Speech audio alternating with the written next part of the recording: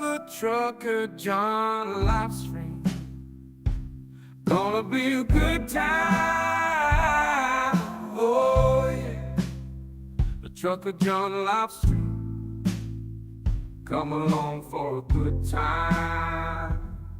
It's a good time, good time, good time, good time. Trucker John live stream. Gonna be a good time. Gonna be the time of your life. Gonna talk some shit. Hush your mouth. Gonna talk a little smack. Gonna talk whatever comes of it. You're gonna always wanna come back. Oh yeah, it's the Trucker John live stream. He's the biggest, baddest, funniest mother you've ever seen. Watch your mouth, he's headed south. Not even sure what that means, but if it's one thing I know, the Trucker John live stream is the best thing you've ever seen.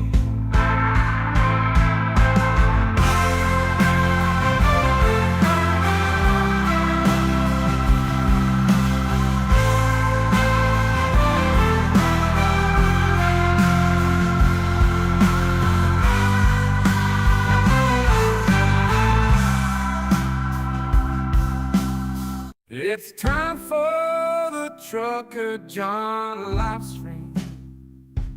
Gonna be a good time. Oh yeah. The Trucker John live stream. Come along for a good time. It's a good time, good time, good time, good time. Trucker John live stream. Gonna be a good time. Gonna be the time of your life. Gonna talk some shit. Hush your mouth. Gonna talk a little smack. Gonna talk whatever comes of it. You're gonna always wanna come back. Oh yeah, it's the Trucker John live stream. He's the biggest, baddest, funniest mother you've ever seen. Watch your mouth, he's headed south. Not even sure what that means, but if it's one thing I know, the Trucker John live stream is the best thing you've ever seen.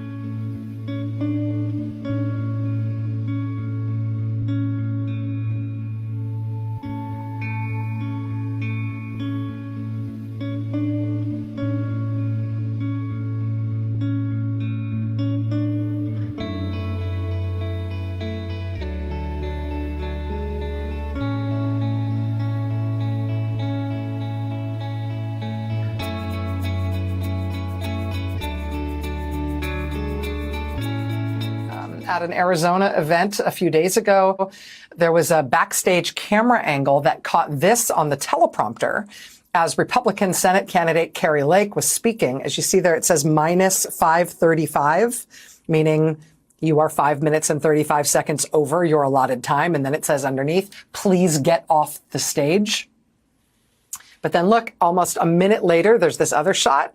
She's now, what does it say? Minus 6:23. So she's now 6 minutes and 23 seconds over her allotted time. And now the instruction to her says, please get off stage, Trump waiting. This is the same event when Trump got an endorsement from an Arizona police union. And while the union president was making his pro-Trump remarks and basically giving the endorsement, it seems like Trump got bored or annoyed or something. He just kind of crept up on the guy and was looming over his shoulder and frowning at him while the guy was speaking. At one point, he leans in and he apparently tells this guy that he needs to get lost and get off the stage. And the police union guy appears a little rattled by this, maybe even a little startled, starts flipping through his pages quickly, gets his stuff together, and then awkwardly slinks off because Trump told him to get out. That's a nice way to receive an endorsement. That was on Friday at an event in Glendale, Arizona.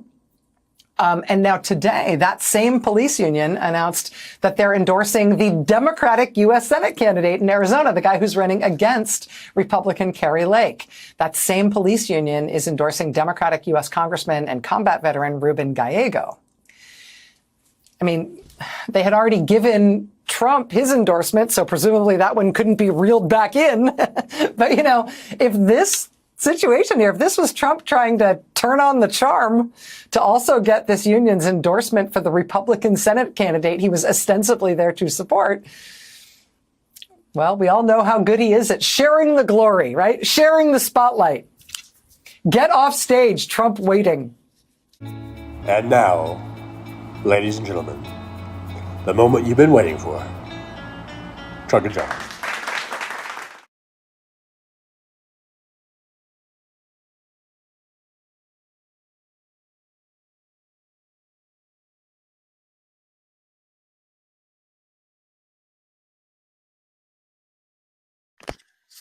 All right, test. 1, 2, 3. Hope you guys can hear me okay. Good morning. Let's take that off of there. Hello, everybody. Coming at you from Las Vegas, Nevada. It's 9:16 a.m. here in the Pacific time zone. Hope you guys are doing okay this morning. I see we got quite a few people already in here. 24 watching, 22 thumbs ups. Some people haven't hit that thumbs up button. Anyhow, we got Roxanne Arfield in the chat, number 1. And Michael Gander's in there. So hello to Roxanne. Hello, Michael. Michael says, I'm almost over my cold, except my wife just tested me and it's COVID. Oh my gosh. So many people getting COVID. So it's not over, folks. We still got to be careful, and I guess, huh? Michael says, I got COVID going to the Sexy Liberal show in Chicago. Oh my gosh. Between the Sexy Liberal show and the DNC, I think those were 2 super spreader events. I've been hearing so many cases of people getting COVID at either one of those 2 shows or 2 events. So we need to make sure we're masked up and boosted, and I guess we got to wear masks again? Those fucking masks? Do we have to mask up again? I hate that shit, but anyhow,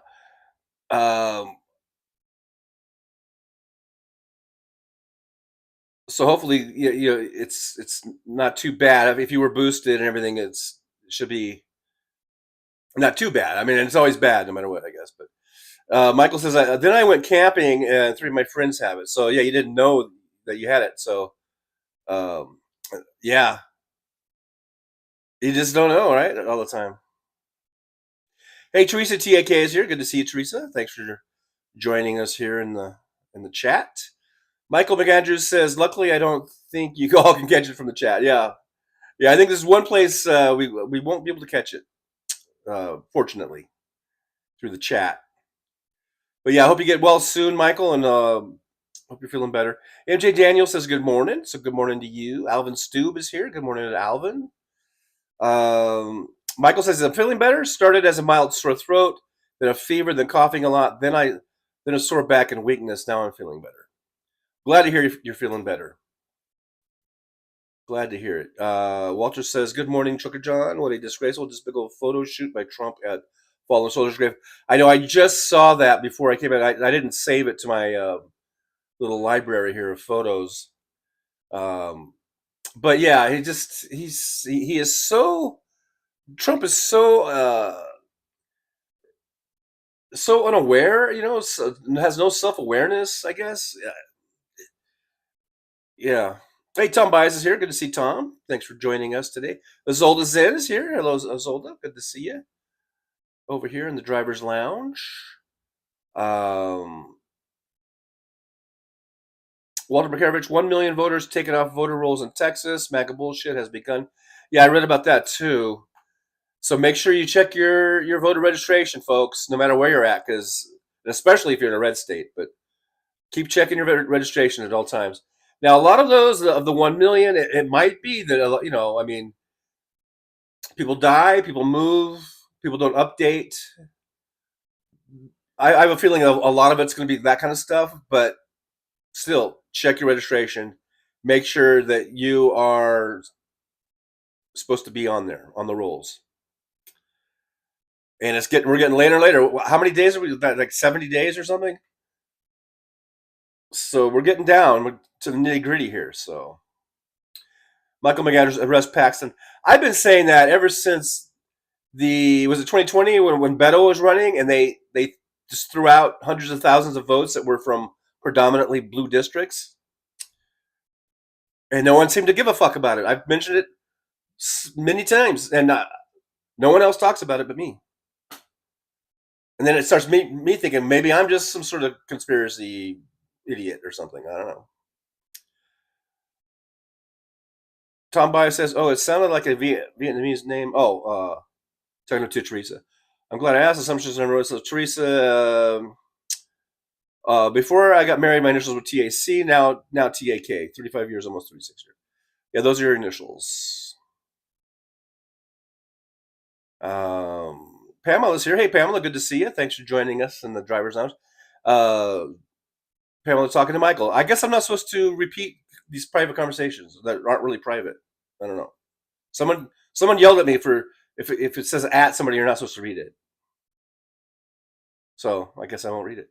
Hey, 70B2's here. Hey, 70, good to see you. 70 says, hello, everyone, coming to you live from UCSF Hospital again. Thoughts and prayers and well wishes to you, Stephanie. I know you're going through a whole bunch of stuff there, and just wish the best for you there and get through all that stuff that you got to go through. It's not, I know it's tough. Tom Bice is going to make a concerted effort to repair my bathroom faucet today after the show. Just a little more procrastination. Yeah, so as soon as the show's over, I want you to get on that faucet, because a little leak will turn into a big leak eventually. You know, Gus, is this live now? No, it's not. There's tape delay. Hey, Gus. By the way, hello. Good to see you. Thanks for being here. We are live, Gus. We're doing it live. We're doing it live.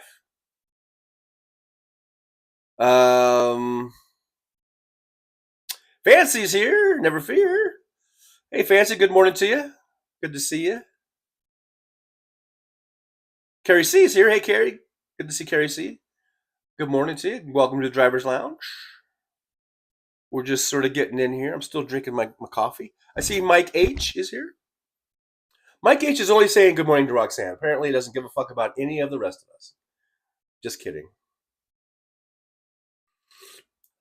I know he loves all of us. Denise Wilkins says, good morning, Trucker John. Is it cool in Las Vegas? It's a cool morning in Hesperia. I took my dog and a cat for a walk. That's why I'm late. I was wondering where's Denise? I bet she's out walking her dogs. It is, well, let's get a temperature check. It is right now 85 degrees. Which for Vegas this time of year and the temperatures we've been getting, that's not too bad. We're supposed to get a high of 103 today, which is we're a little bit more back up to average, or maybe it might be slightly above average for this time of year. The last few days, we've actually had our daytime highs only around 95, which was actually a few degrees below average, when it was nice, because the overnight lows were getting into the 70s.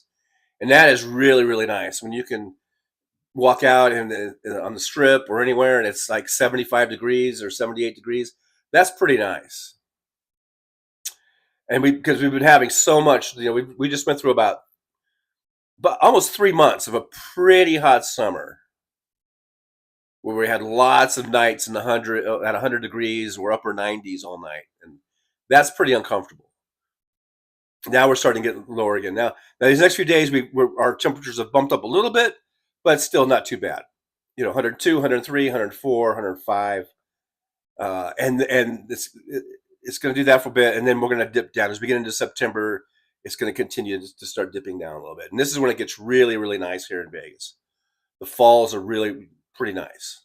If you're ever trying to figure out what's the best time of year, and if you don't like really hot temperatures, and you don't like it where it stays hot all night, I suggest don't coming here. Don't come here in at least July and August. Do not come here. But if you like that kind of temperature, if you like 115 degrees and 120 degrees, and you like a nighttime low of about 100, then by all means. I mean, some people love that shit, and you spend most of your time probably inside of an air conditioned casino anyhow. But if you're going to be, people like to walk the strip and they like to look at the Bellagio fountains or whatever. We've got less and less stuff to look at now. They're taking down the volcano. The Mirage volcano is just about all down now. But anyhow, but if you like to, take a stroll in a nice evening, a nice 70 or 75 degree evening, and then as we get more into the fall, it'll get colder. But I would say September, October, November are pretty nice. And then when you start getting into late November and December and January, then the nights can get pretty cold, down in the 40s and into the 30s sometimes. Definitely in the 30s by the time we get to probably mid-December and January and February. The overnight lows will be the 30s. And I know if you guys are from Michigan or you're from these other places, you're like, hold my beer, right? You're like, 30s. We're 30 below, whatever. But you know what I mean. I'm just saying, if you a nice time to come here is in the fall and the spring. It probably starts getting it gets nice. Starts getting nice again. Probably April, May. End of March, April, May. It starts getting that nice little spring. So anyhow, just something to think about.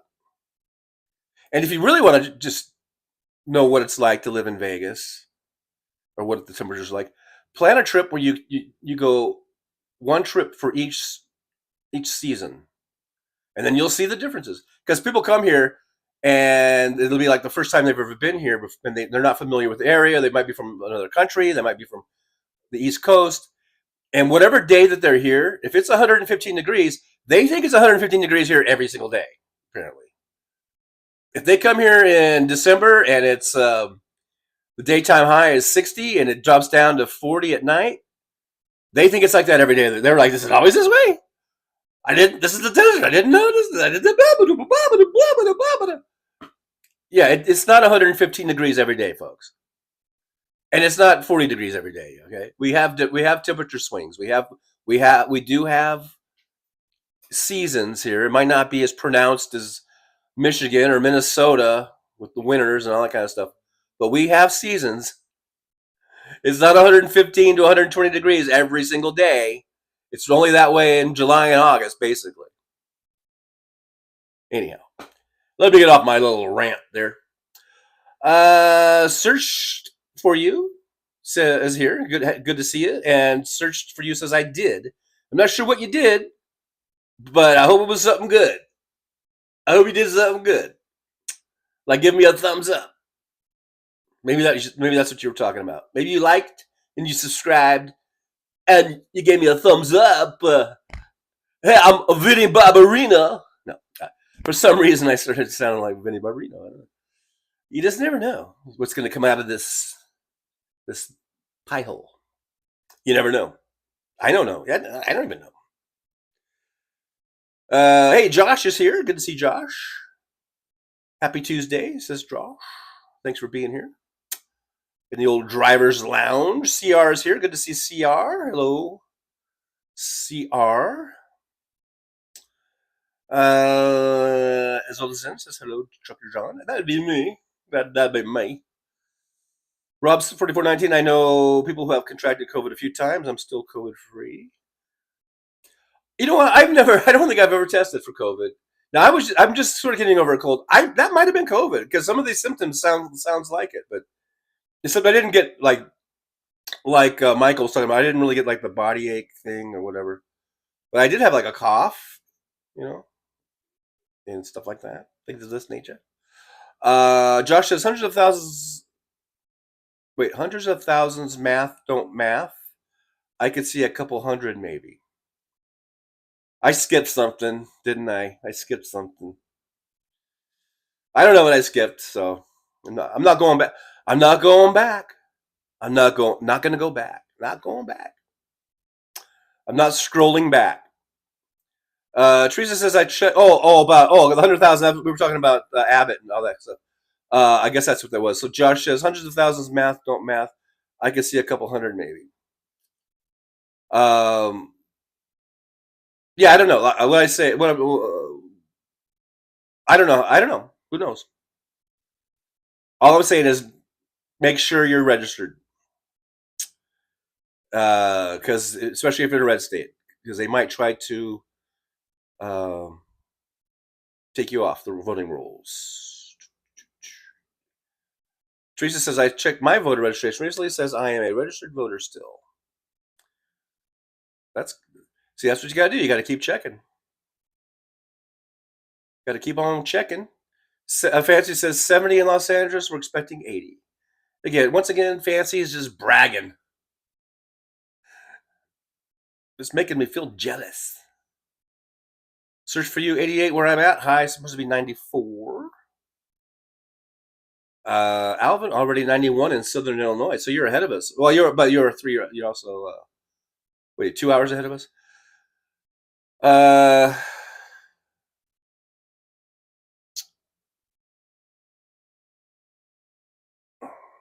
Denise, we do love Vegas in the fall. Yeah, it's nice here. Rough 4419. I love the fall weather. The cool air is rejuvenating for the soul. It's rejuvenating for the soul, don't you know? Don't you know? Don't you know? Zelda Zen says, my boyfriend lives in a dry part of Colorado. I visited in the spring and want to go in the winter. Yeah, go in the winter. Go do some skiing. Go up to Vail or Aspen or whatever and do some skiing, man. 4419, have family and friends in Florida, California. It's tough on them for sure.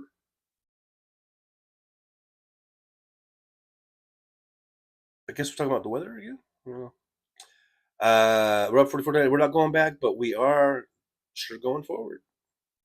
Jupiter Judy, it's 92 where Jupiter Judy is at. Warming up. Things warming up over there. Fancy, I love the rain. I love the rain too.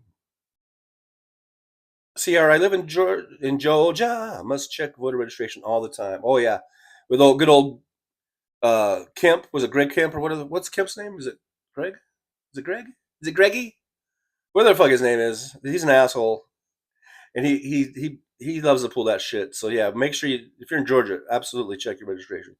Roxanne Arfield says 62 now in western Nebraska. I expected 84. Oh, Brian Kemp. Thank you, CR. Who's Greg Kemp? I don't know. But Brian, yes, Brian. Good old Bryski. Man, wish Stacey Abrams would have won. But, in Georgia, a black woman, I guess it just wasn't quite the time. But we're going to have a black woman president. So maybe we will see a Stacey Abrams governorship someday. Maybe, just things happen little by little. Little gains here, little gains there. In our evolution of becoming a little more civil towards one another. Pamela's laughing. Okay, all right then. Search for you. We're a bunch of old people talking about the weather. Yeah, Rob says, TJ, what's your opinion on the debate? Well, the latest I heard, Trump is trying to get out of it, right?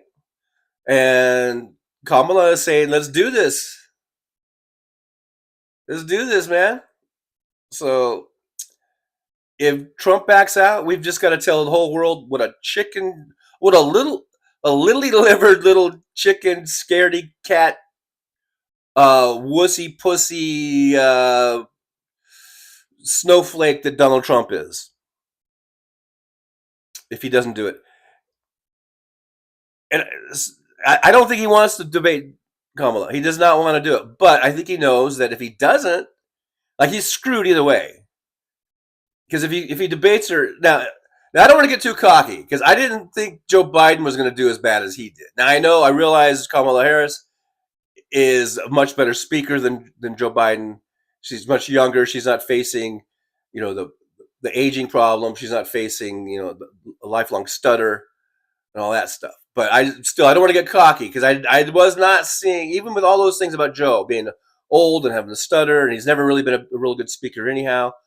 Or a good, hasn't been the best debater or whatever. But I did not expect that performance out of him. So I don't want to get too cocky about Kamala, but I feel pretty good with my chances of Kamala in there debating. I feel pretty good that she could probably wipe the floor with Donald Trump's comb over. So in that regard, Trump is kind of screwed because he'll probably get his ass kicked. But if he doesn't go to the debate and he weasels out of it, then he looks like a fucking, like a big fucking coward. The coward that he is. So it's kind of a no-win situation for Trump. So will he end up debating her? I think he will. I think he has to, but I don't know. We'll see. But has it been finalized? You guys, because I haven't heard. The last I heard, he was still trying to back out of it. So I don't even. Maybe you guys know more than I do about any updates on that. Has it been finalized? Are they actually going to do it? Josh says maybe the bigots will console themselves by focusing on her Asian heritage and ignoring the black part. It's funny how Barack Obama was half white. They never focused on that part. But. Teresa says, I'm not saying if Kamala Harris will be the president. I am saying when she becomes the first woman president. Hooray. Hooray, hooray. Yeah. I think it's a beautiful thing. I think it's a great thing. Kamala Harris being the first woman president. And like I said, like I was saying about Stacey Abrams not winning the governorship, and I think a lot of that was misogyny, a lot of that was racism. Of course, she's a black woman in Georgia, one of the most racist states probably in the Union, with lots of history of slavery and the Civil War and all that. And but when Hillary was running, now I know that we talk about Russian involvement, we talk about the media, mainstream media's role in it, all this kind of stuff that we talk about, the pinpointing of these voting districts in these Rust Belt swing states or whatever. And that she did win the popular vote by 3 million votes, but it just wasn't quite enough. Maybe America just, having said all that, what I just said, maybe America just wasn't quite there yet. Because I will tell you, okay, I don't know if I want to throw this person under the bus. There's a person that I know who's a female, a woman, that I know, and she usually votes for Democrats. But I remember in 2016, she said that she didn't think a woman should be president. I'm trying to make sure I say the exact thing that she said. I'm pretty sure she said she didn't think that a woman should be president. Not Hillary, but just any woman. And I was really flabbergasted. That's a word you don't hear too often. You're not going to hear Brian Tyler Cohen say flabbergasted, folks. Come right here, Trucker John. You're going to hear words like flabbergasted. But anyhow, so this woman told me, she's a woman and she votes Democrat. In 2016, she told me, I don't think a woman should be president. And like I said, I was flabbergasted. I was like, "What the fuck? You're a woman?"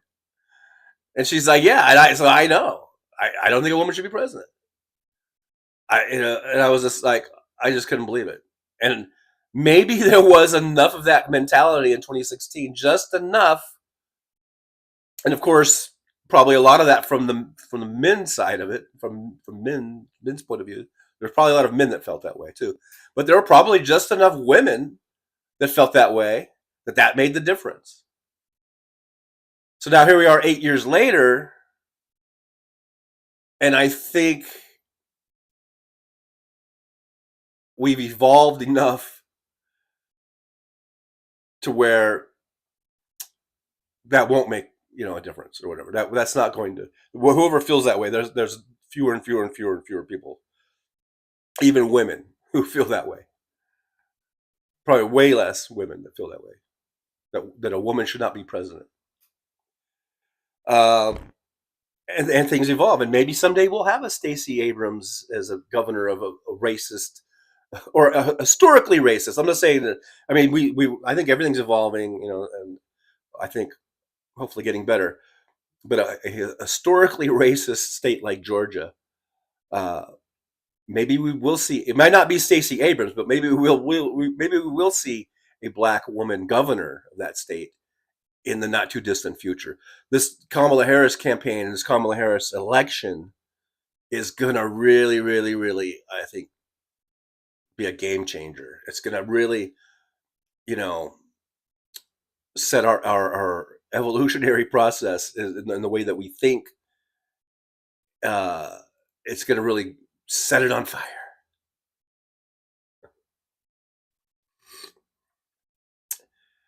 Anyhow, that's just my opinion. Search for you. Times are a changing.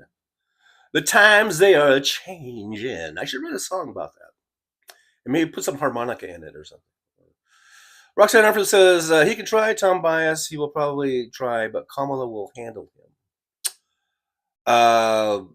Yeah, we're talking about the debate, and if he tries to lurk around, lurk or stalker or whatever on stage, yeah, Kamala she ain't gonna play. Kamala ain't gonna play. Roxanne says he can try. Oh yeah, Pamela says his team knows that Kamala would destroy him if he blurts stupid shit out. Hey, Tim Farrell's here. Good to see Tim, one of our resident Tims. We came here for the flabbergasting, John. Yeah, you came here for the flabbergasting, but you stay for the whatever. I don't know. Rob 4419 wasn't it Purdue that didn't show up for his debate? Ooh, I don't know. Yeah, that sounds familiar. As long as at least she was honest. Yeah, well, yeah, that's true. At least she was being honest. That's true, Isolde. Very true. Search for You says we come a long way, baby. I remember that. Was that for those cigarettes? Virginia Slims or something like that? We've come a long way, baby. We're gonna smoke just like the guys. I don't know. Search for You. Remember those? Oh, the cig commercials back in the 70s, 80s. Yeah, I think those were Virginia Slims. Yeah, Fancy says yes, Virginia Slims. Zolda Zen says, I hope Stacey Abrams runs again. Yeah, I was just wondering that because I was just thinking about her the other day, I guess, thinking about Georgia and Brian Kemp or Greg Kemp. No, it's Brian Kemp. And I was wondering if she's. Oh, I think maybe I saw her at the DNC. I saw Stacey Abrams or something, and I was wondering if she's still, going to be involved in politics as a candidate. I mean, I think she's involved with the party, and she's involved with registering people to vote and getting the vote out and stuff like that. But she's not holding any political offices, right? As far as I know, and I don't know if she's running for anything or if she's got plans to run that. So I was wondering if she's kind of done with running or if she's gonna, because she's still a very young person, so she could still run again or whatever. But we'll see. But I was just wondering about that. Yeah, if she's still running or going to run in the future. Raw 4419, or maybe he'll show AMD. He'll show and just smirk. I guess it's and just smirk. So maybe he'll show up and just smirk and say BS like at his rallies. He'll say the same thing that he said at the Biden debate, and it'll be a lie every minute, or every other thing that comes out of his mouth is going to be a lie. Just like his rallies, just like at the debate, the other debate, it's all going to be bullshit. It's all going to be lies. You can count on that. If it's one thing we can count on Trump, it's that he's going to lie. Because that's what the motherfucker do. Let me tell you. He is Bloatus. Yeah.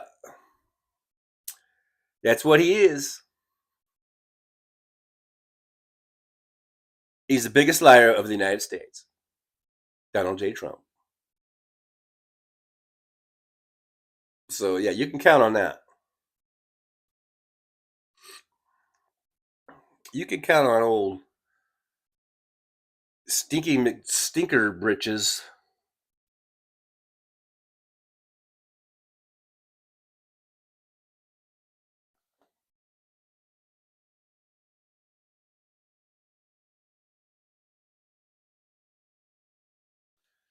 Let's see. Was that too big? Did I make it too big?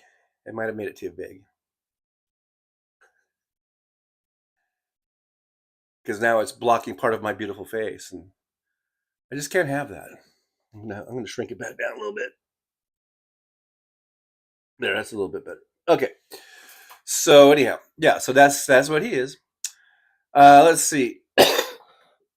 Still got a little cough going. Hey, Jeannie's here. Good to see Jeannie. Thanks for joining us as we just kind of shoot the shit over here in the driver's lounge. Thanks for coming by. Make sure you like, subscribe, and share. Search for You says, is ABC going to fact check him live on the spot? I don't know the details, but they should.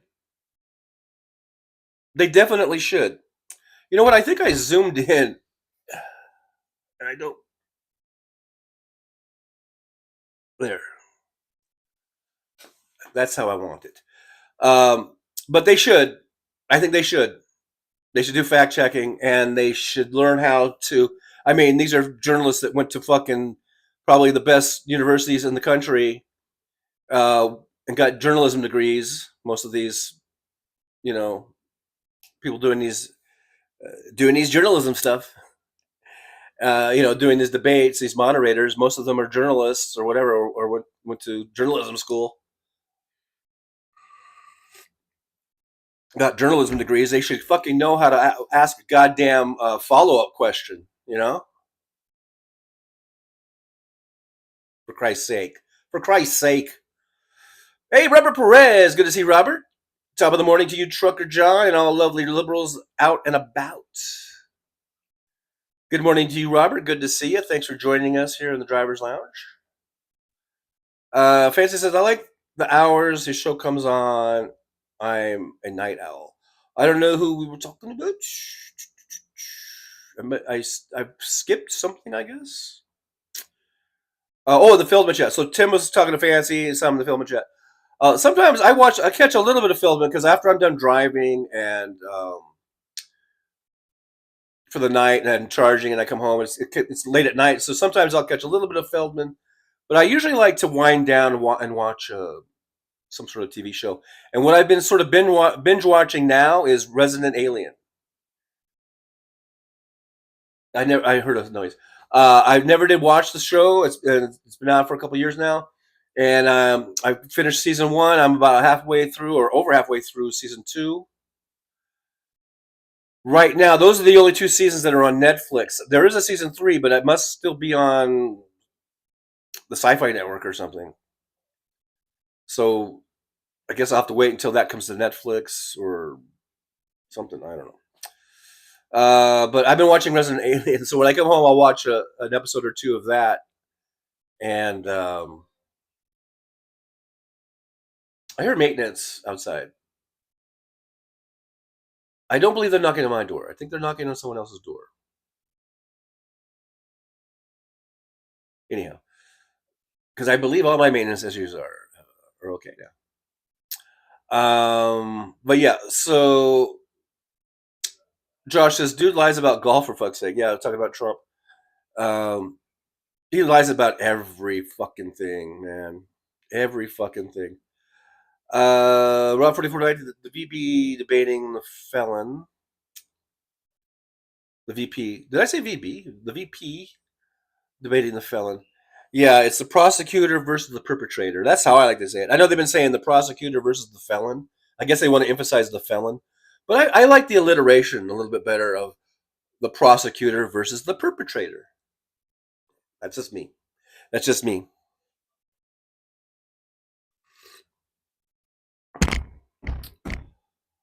Um,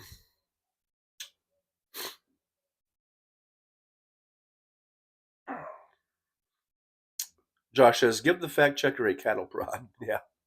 Every time you lie, that's a lie. Rob 4419, the hidden buzzer would work. Tell him it's a small mic. Tim Farrell says, people shit on Dana, or it's actually, she pronounces it Dana Bash. So that's another one of those things, about names. Like every girl I've ever known that spelled her, had that name, they said Dana. But all of a sudden, Dana Bash comes around and it's like, God forbid if you call her Dana. She gets really, really, she'll give you the stink eye. I've seen her do it. I've seen her she'll give you the stink eye if you don't say Dana. Even though everybody else in the world says Dana. Anyhow, whatever. I had a teacher, an acting teacher actually, who her name was spelled just like Carolina, like the state, like North Carolina or South Carolina. But she made sure to let everybody know that she's not a state. That's what she said. I'm not a state. My name is pronounced. I'm going to make sure I'm going to say this right. Carolina, not Carolina. I'm not a state. That was her introduction on the first day of class. To make sure everyone pronounced her name Carolina, even though it was spelled exactly like Carolina. But she was a great teacher. She was really nice. So I'll cut her some slack. Oh yeah. Oh, I didn't read the whole thing. So Tim Farrell says people shit on Dana Bash and Jake Tapper, but they followed agreed upon rules at the last debate, including no fact checking. I don't think that follow-up questions are fact checking. I mean, I think a lot of the criticism was that they weren't asking follow-up questions, or they weren't making Trump answer the question, and they were letting him ramble on, or they were letting him just say nonsense. That to me is not fact checking. You can ask a follow-up question, or you could say, or you if you know something that's a blatant lie that someone just said, you can say, okay, that's not true. I mean, to me, that's not fact checking. When I'm thinking of fact checking, I'm thinking of Snopes or what any of those fact checking things, and you would have someone who's like that, who just goes, "Bing, nope, here's what it is." That's fact checking. But you can ask follow up questions, and they or you can push back on things. You can have a little bit of pushback, and to me, that's not fact checking. That's just fucking journalism 101. That's interviewing 101.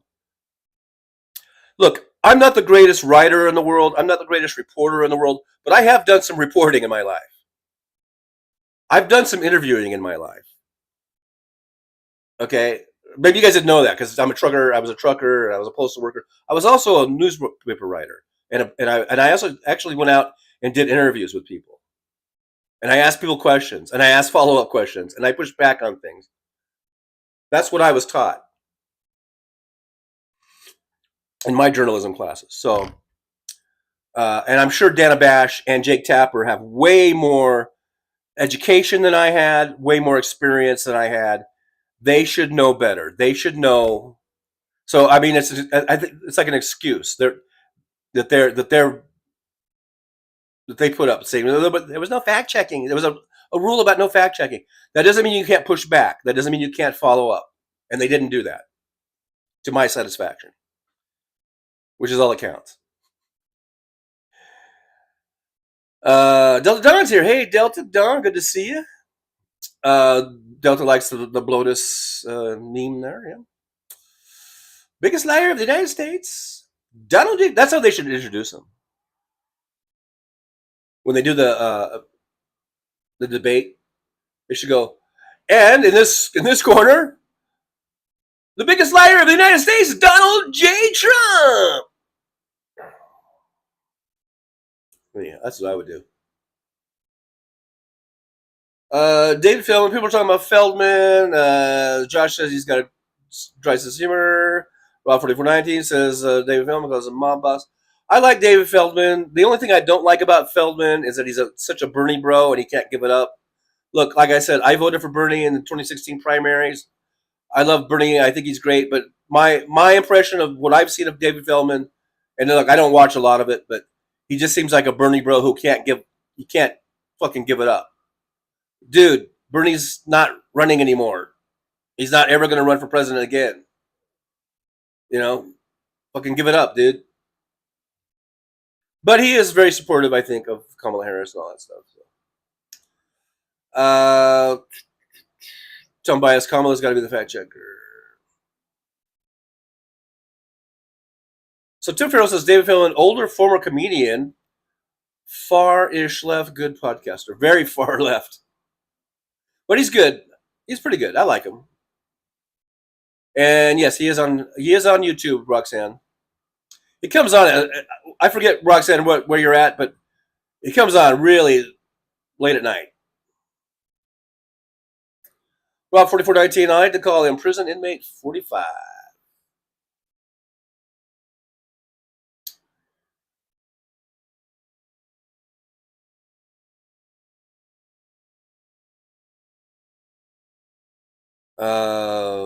Tim Farrell, Dana has a permanent stink eye, I think, but you constantly call me Tim, but I prefer Tim. Okay, that's funny because they're both the same as far as I can tell. I'll just be over here drinking my coffee. Let's see. Fancy says a live buzzer with a fishing line sign that says that sign is what Trump needs. Denise Wilkins says, okay, made a grilled cheese for my son. He's sick too. Oh. Yeah, grilled cheese and some tomato soup. And it'll be good as new. Before you know it. Maybe some chocolate milk.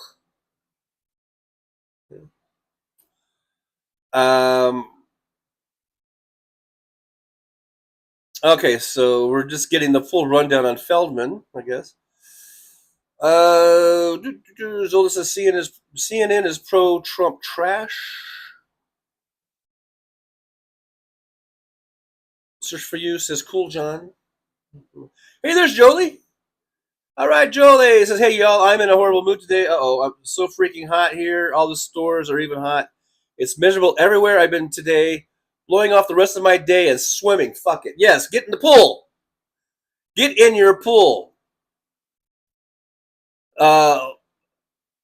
Spark one up, if that's what you're doing. Back in my day, it would be like, we would, hey, spark one up. Yeah, get in the pool and crank up the Trucker John show. Or Trucker John live stream, I should say.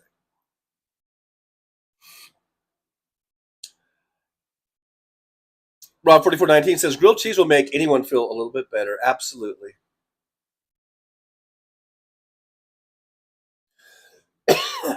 Lots of greetings there going to Jolie. Now, Josh says that Feldman doesn't have a regular schedule. I think he does have a regular schedule. I think he's on every night. I don't know the exact time, but like on the Pacific time zone, he's on like at midnight or something. I think he comes on at 3 in the morning on the East Coast. Yeah, I think he's from the East Coast.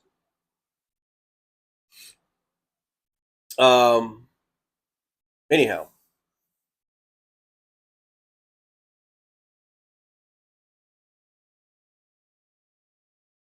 Search for You says, I'm so sick of people calling him president, especially the people who should know better.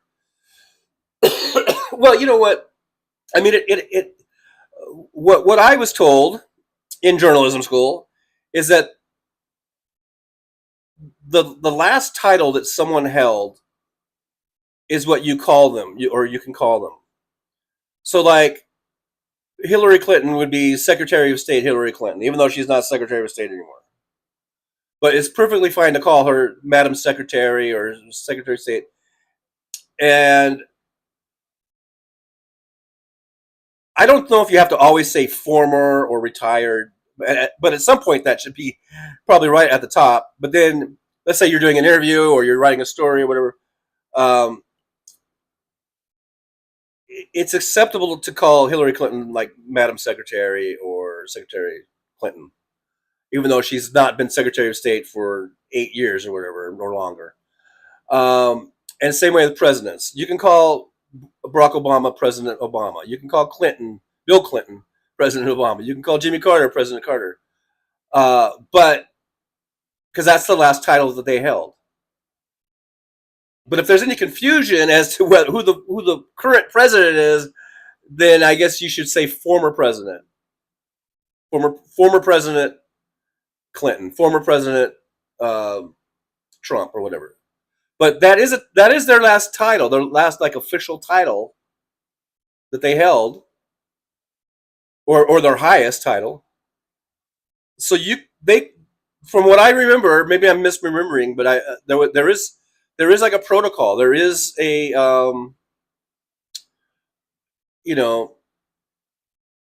a I know sort of a standard way of handling that. So,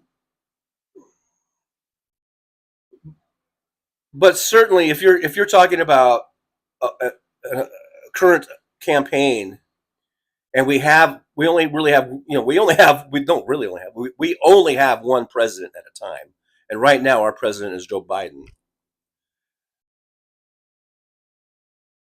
So it is proper, I think, and necessary to say former President Trump or former President Obama or whatever. But that is their title. They still have the title. Just like I'm a Mister. I guess my highest title is Mister. If I had become Postmaster General of the Post Office, I guess my highest title would be Postmaster General. And people could call me Postmaster General Fowler. Even though, let's say I retired and I'm not the postmaster. That would still be my title that I would be entitled to have, I believe. Maybe I'm misremembering. I don't know.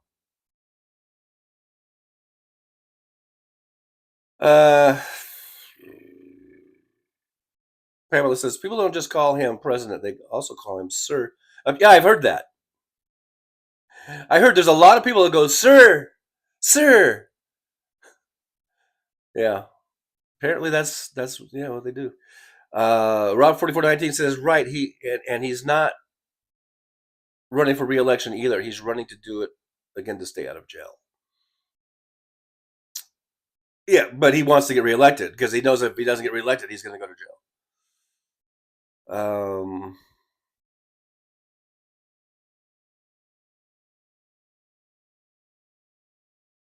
Oh, did I miss Midas Kevin? Midas Kevin Anderson is in the chat.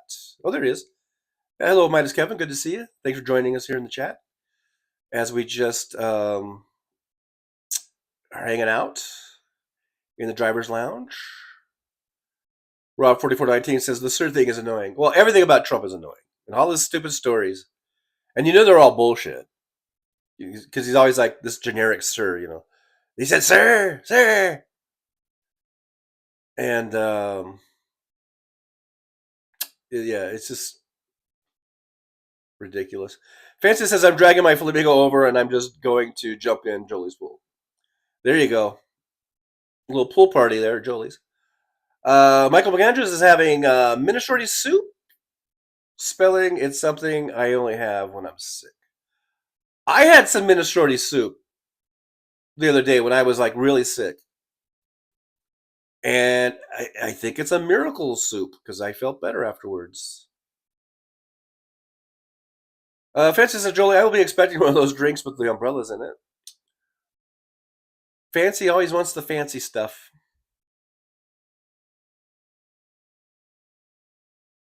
Rob, and he purses his lips when he says, "Sir, sir, sir."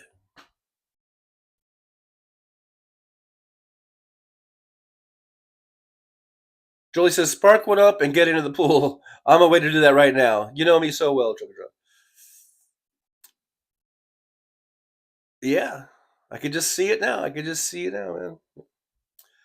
Man. Josh, former turkey jerky in chief. William's here. Says, "Hey, TJ and everyone. Hello, William. Good to see you. Thanks for being here. Thanks for joining us here in the driver's lounge." Rob 4419 says, "I'm a soup person. It's just a bowl of comfort." I'm not really a soup person, actually, but when I was sick, the soup did me wonders. Michael McAndrews, Mr. Rapist, Trumpy Dumpy Stump. That's probably his latest or title, probably. Yeah. So Mike is telling us his highest title, Senior Airman Senior Airman Hunt. Well, congratulations. Thank you for your service. Tom Baez says, I call Pab for the way he abused the Constitution as president by having Chrissy Teigen removed from Twitter for calling him a pussy ass bitch and violating her First Amendment speech.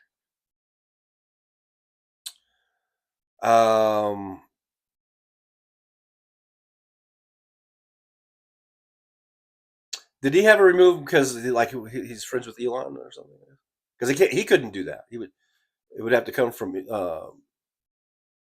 whoever's running Twitter, and that would be Elon Musk.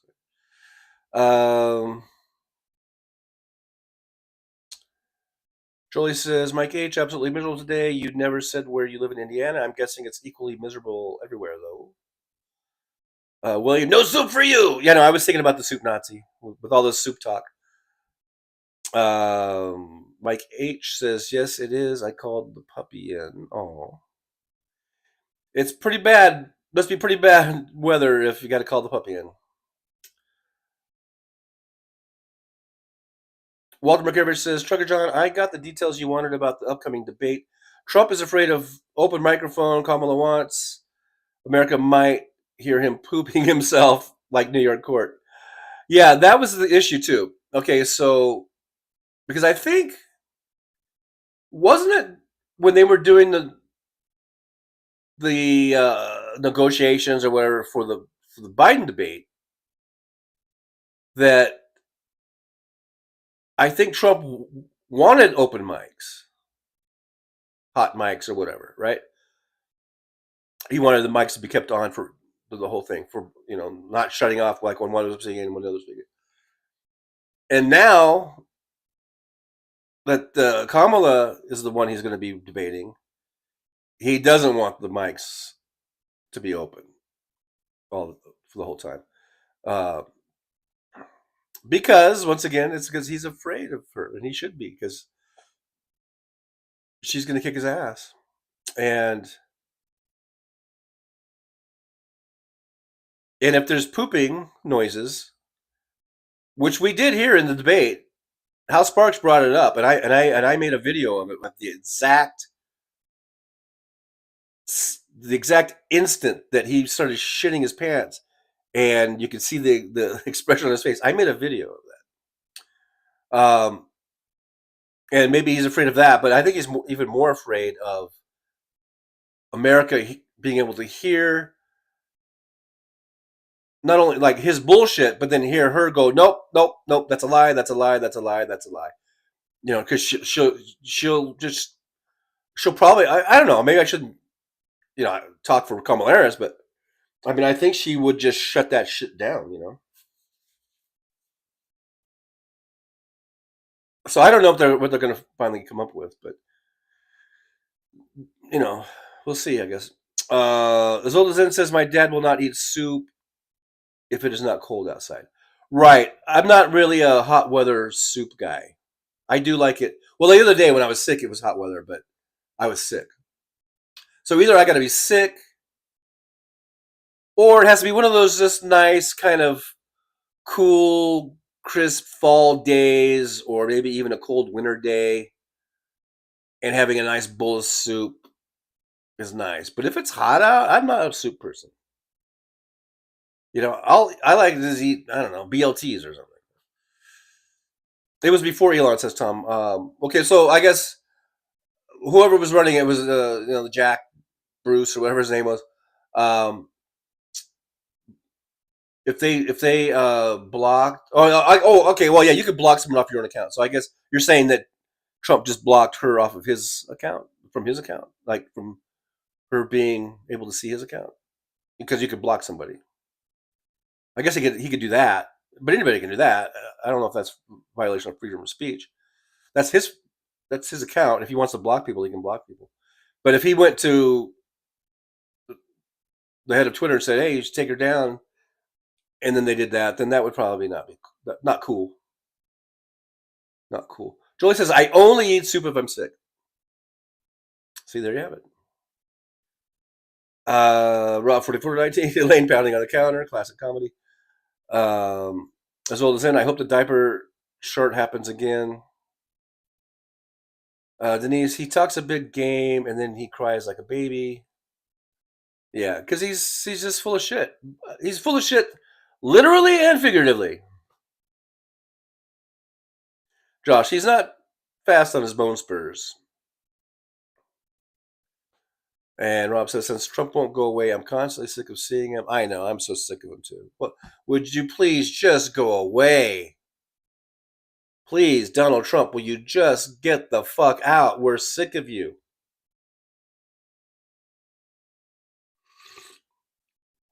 And I think more and more and more of us are feeling that way. And I think his base is shrinking.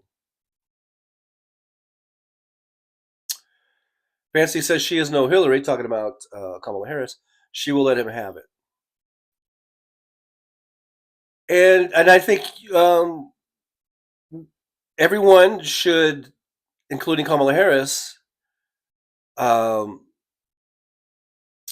mean, a bit of a debt of gratitude to Hillary for laying the foundation, or like she's the first one that had to go through that, and of debating Trump, of being a woman debating Trump, especially, and so Hillary, I think it was sort of tactical in a way. Like she's like, okay, I'm not going to fall for his shit. I'm not going to take his bait. I'm just going to ignore him. And now, after the fact, like they say, hindsight's 2020. We could say, you know what? Maybe that wasn't the best way. Maybe you should have turned around and told him, "Hey, get the fuck out of here, man." Or she wouldn't say that, fuck, but like, what are you doing? Get over to your corner. Don't be standing over my shoulder. People. In hindsight, maybe that would have been a better text, something to that effect, right? So I can't really, people want to put a lot of blame on Hillary and the Hillary campaign for saying that she ran a bad campaign, and yeah, she made mistakes, and they've done, I'm sure, autopsy on the campaign, and this is what you do. And I'm sure that the Biden campaign from 2020 and now the Kamala Harris campaign now in 2024, you learn off of each campaign.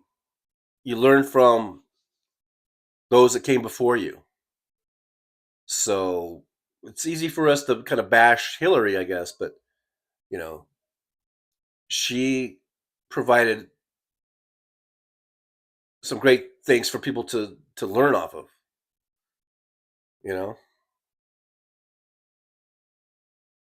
Denise Wilkins says MAGA is keeping him alive because without them, he would be in prison for sure. He's a little coward. MAGA, well, MAGA is just, they're total sycophants of Donald Trump. The whatever MAGA, whoever the maggots are that remain, that are still around, I mean, Donald Trump can do no wrong. It's not that they're keeping him alive. Keeping him alive. They're sycophantic, and they are brainwashed, and they are in a cult, and they can't admit to anything, any wrongdoing or anything bad about Trump. It just does not exist. None of this shit exists. The 34 felonies were all trumped up. That was a kangaroo court. That was Joe Biden weaponizing the Justice Department, justice system, the legal system. You know, E. Jean Carroll is just a money grubbing whore to them. I'm just talking about from the MAG. That's not what I believe. That's what MAGA believes. Okay. He was not stealing documents. He had every right to those documents. Those were his documents. You know, et cetera, et cetera. Whatever it is, whatever Donald Trump has done, they're either going to justify it and say he was justified in doing it, or they're going to just say that it was all, you know, this conspiracy, this grand conspiracy, and this weaponization of the legal system to go after him. You know, that's what the sycophants do. That's what these brainwashed cult members of MAGA do. Keith Polite is here. Keith says Kamala is too smart to be gish galloped. Yeah, I suspect that she won't, you know, put up with it. Hey, Seha's here. Good to see Seha. Thanks for being here. Glad to see you came back. Seha says, "Oh shit! Shove the mic up Trump's depends and amplify the fart noises. Perhaps he will identify with 10-year-old future Republican." But hey, Seha, thanks for being here. See, Denise here. James Williams is here. Let's see. I'm just skipping down a little bit here.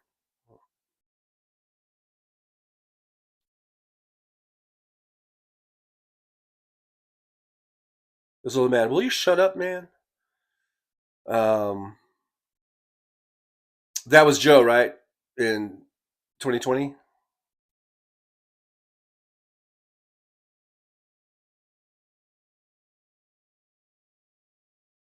Rob says that President Obama once again called him out as the whiner. Yeah, at the DNC in his speech, I believe, right? Calling Trump out.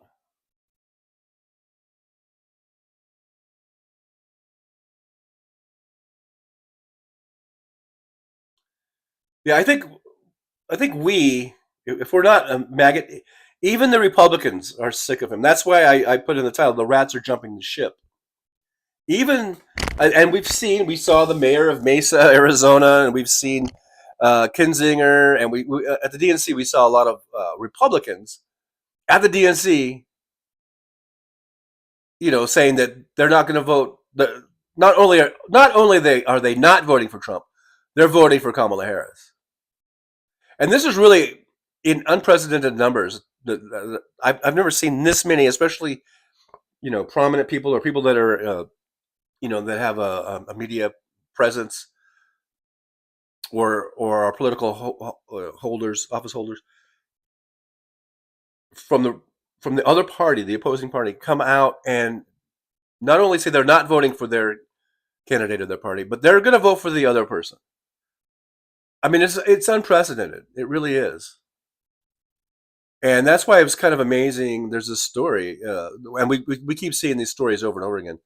But here's a headline I got from, I think it's CBS News. I think Washington Post also had an article on it. I'm sure I think the first story maybe came out USA Today. about this here. It's more than 200 former Bush, and this is from both H.W. Bush and W. Bush, John McCain, and Romney staffers endorse Harris. These are Republicans that worked for these either former presidents or senators, the Republican senators that were running for president, and they are endorsing Harris. I mean, that says a lot. That's amazing. I mean, it's really unprecedented. But that just goes to show how toxic Donald Trump is, and how bad he is for this country, and how bad he is for democracy. That even hundreds and hundreds, maybe thousands, I don't know how many people are coming over from the other side to not only say they're not voting for Trump, but they're actually saying they're going to vote for Kamala Harris. That's amazing to me. To me, that's amazing. Maybe not to you guys, but I don't know. I think it's pretty amazing. And then here's part of the article over here also that I just sort of clipped. But so that the rats are leaving the sinking ship. Donald Trump is sinking the Republican Party. He really is. And I had a person in my car, a rider, a passenger in Uber, earlier this year. And this was quite a while ago now. This is a few months ago. This is before Kamala Harris got into the race as president. This is even before the first debate, I think. But they were already worried. And even though Trump was ahead in the polls, I think Biden was trending upwards, and Trump was not gaining anything, and he was just coming out with just saying more and more stupid shit at his rallies and stuff. And there was this guy talking to the person in the back seat, and they were from New York, and they were kind of they were in the Republican National Committee, and they were worried about Trump. They're like, I don't know what we're going to do about Trump, because he's taken over the party, and we're losing people. But they were saying this was probably 4 or 5 months ago. They were worried about Trump sinking the party then. And now we see Kamala Harris come onto the scene, has raised over $540 million. I think they said they're good for another $600 million probably, fundraising between now and the election. Really amazing stuff. So yeah, the rats are leaving the sinking ship. And if you want to come over here, Republican, you want to vote for Kamala Harris, maybe you're not a rat after all. I don't know. It's it's an analogy. It's just an analogy. So don't get too worked up about that. Tom Bias says, "Holy crap, it's Seha." Yeah, always good to see Seha in the chat.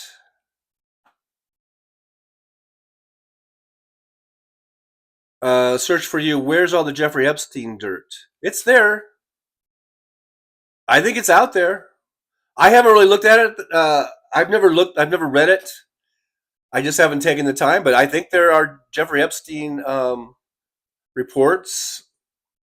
I think it's out. I think even Hal talks about it a lot. So you just gotta search it.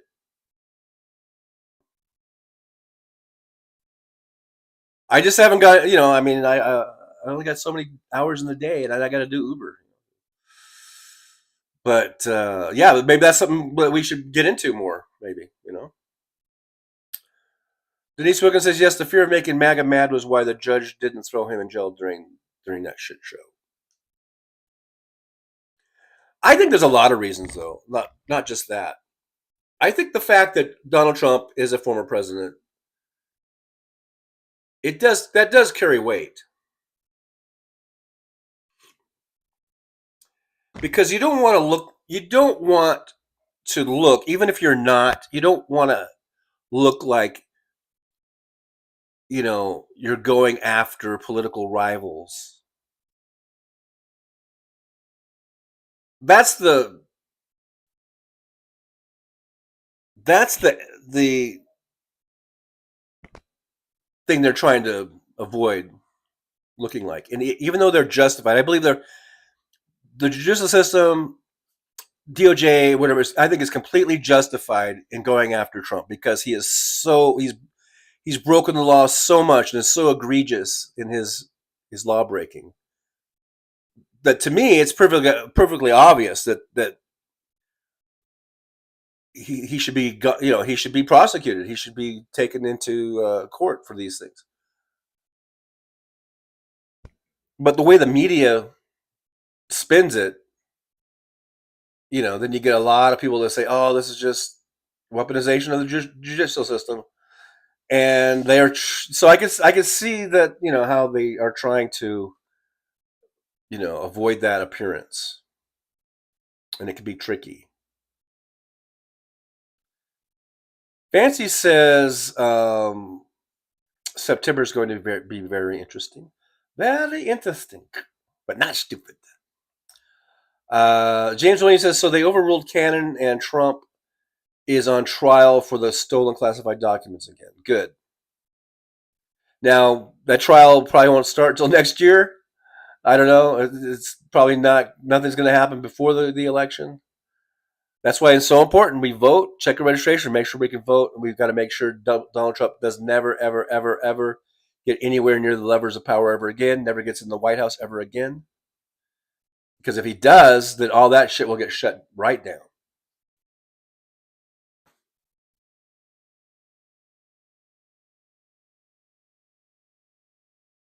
Sayel says, I'm a vet and totally pissed at Trump's new shit. Arlington Cemetery with a shitty grin and a thumbs up over a dead Marine at Arlington Cemetery. This fuck is so out of touch. He does. Yeah, I know. Exactly, Sayha. We talked about this at the kind of the top of the show. And that's what I was saying. Like, he has no self-awareness whatsoever of how inappropriate he is. He is just wildly inappropriate. And I think that more and more and more, I think we're seeing vets that are pissed off and are not going to vote for Trump and are probably going to vote for Kamala Harris. Jolie reminds everybody, like, subscribe, and share. Thank you, Jolie.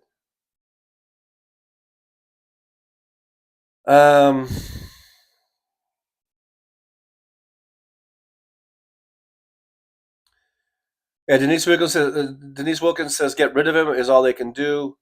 Is all you can do. Trump was their biggest mistake. But yeah, in regards with the Republican Party, the heads of the Republican Party, I mean, that's basically the conclusion, even back then, 4 months ago, is they're just going to have to take their losses. They're going to take some lumps. And then when he loses, try to regroup, And from my point of view, from my side, being a Democrat,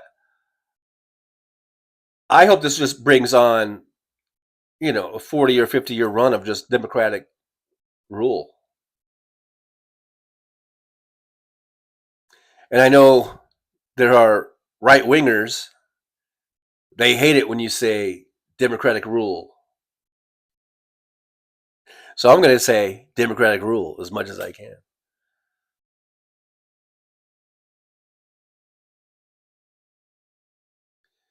Fancy reminds us that Trump has been riding around on Epstein's plane. Familiar territory, return to the scene of the crime type of thing. Then he says the transcript came out that week before the assassination attempt on Trump. Weird, huh? Yeah. Seyhouse says Trump had Epstein off. I'd bet money on it. I think there's a good chance of that. Hey, Fancy gifted some memberships. 5 memberships. Thank you so much, Fancy. I really do appreciate that. That really helps the show. And I appreciate it. And those went to James Williams, Jack McCool, the coolest name on the internet. He's apparently not here today, but Jack McCool, come on, coolest name on the internet. Philly 3000, Search for You got one. Hey, Search for You, and Michael Meandros. All right, thank you so much, Fancy. Appreciate that. Very nice of you to do that. Josh says, aren't there still missing documents? I believe there are documents that aren't accounted for. And people are speculating what happened to them. Did he sell them to Putin? Did he sell them to Iran? Did he sell them to North Korea? Did he sell them to the Saudis? Or all of the above? Sell them or give them as favors, to try to gain favor with them or whatever. That's why this man is a traitor. Trump is a traitor. And of all the heinous, awful things that he's done, that might be the worst. Although, I mean, allegations of him having sex with underage girls and they're saying boys now. I mean, which it's equally as bad. I guess you could say that's the worst because I mean that's one of those crimes that even other criminals will fuck up other criminals in prison if there's someone like that in prison. So, but oh man, it's just to try to rank, I guess, the level of heinousness of Donald Trump's crimes. It gets kind of hard. Like, well, I guess anything to do with like abusing children would go to the top of the list, I think. But we're talking about national security too. Selling top or giving away or selling or whatever, or trading, whatever he's doing. The top classified secret military secrets to anyone, let alone that these are like rivals. Certainly not allies. In that list I mentioned. That's right up there. And then, of course, the 34 felonies, sexual assault on E.G. Carroll, all these things. It's just, I don't know how you could rank those. They're all horrible and heinous. Mike H. says, I don't think everyone is allowing Trump to be a dirtbag, TJ. No brainwashing involved here.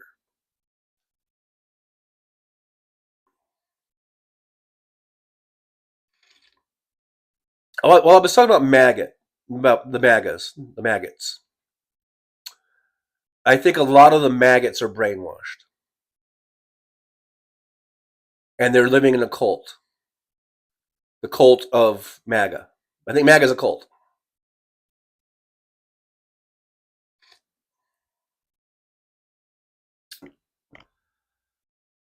Denise says no more of Trump. He's a joke, and pandering to him is stupid. Treat him like the piece of shit he is already. If I see Trump, I'm spitting on his shoes. My shoes. Let me get my shoes. Oh, Pamela, that's right. It reminds us the missing docs are in Ivanka's coffin. That's right, Pamela. I think you're right. You just might be right. Hey, Mad Max here. Good to see Mad Max. Mad Max kicking it in the Trucker Lounge. Thanks for being here, Mad Max. Good to see you. we're just yeah, we are. We're just kicking it. Say how it says, has anyone noticed the Dream Team, MTG, and Bobert are awful quiet lately? That's a good point. They have been awfully quiet lately. And is that because they're worried? Is something coming down? Is the DC pipe bomber gonna be finally exposed? Maybe that's why MTG is so worried. Is Bobert the one who wasn't she one of the ones leading people in uh, tours of the Capitol just before Jan 6? There's a lot of people that were involved that are office holders in Congress, and they need to be held accountable. Denise Wilkins is laughing and also giving me a thumbs up. So thank you, Denise. Thank you so much.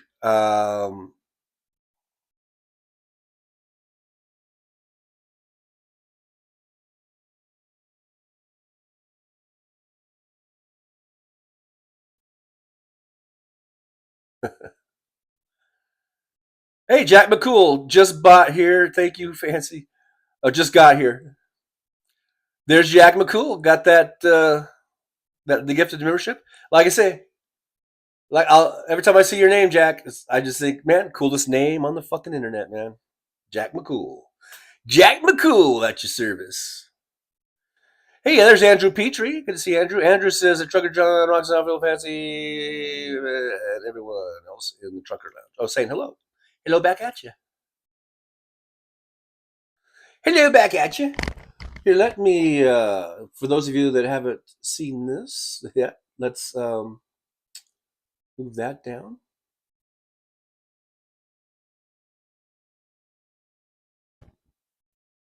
Biggest liar of the United States, Donald Trump. Donald J. Trump. Josh, put him on the Alcatraz tour. I really think that, because they're always saying, like, where could we, if they put Trump in prison, where we could do. I'm saying, hey, just open up the cell block there at Alcatraz. He seems to really like Alphonse Capone. Who the fuck says Alphonse Capone? No, everybody says Al Capone, but not Trump. Alphonse Capone. But since he loves Alphonse Capone so much, they could put him in Alphonse Capone's old cell in Alcatraz. That's what they should do, I think.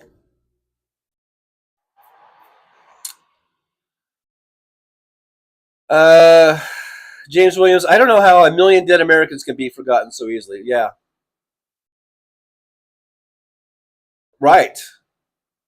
Another one of Trump's sins, the blood on his hands. It can never be washed away.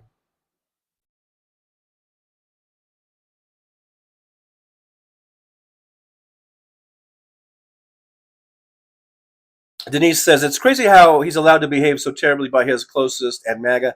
We shouldn't have to be dealing with his antics. Yeah, we shouldn't have to be. You're absolutely right. For some reason, Trump gets a pass.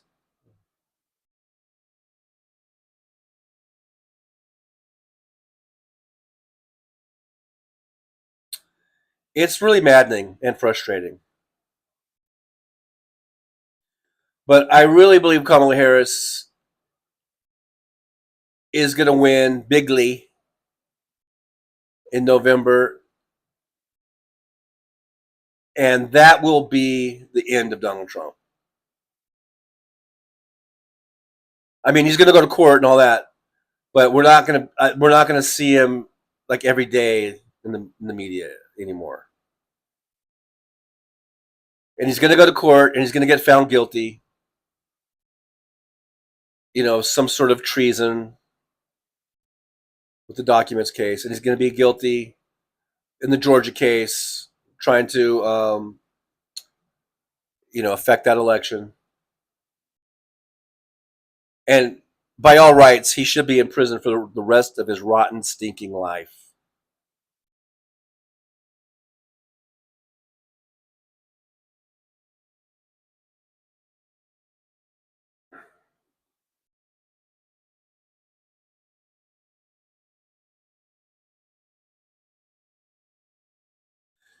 So it says at Mad Mac, I was, I'm not sure the military terms, 1-1 cavalry. Not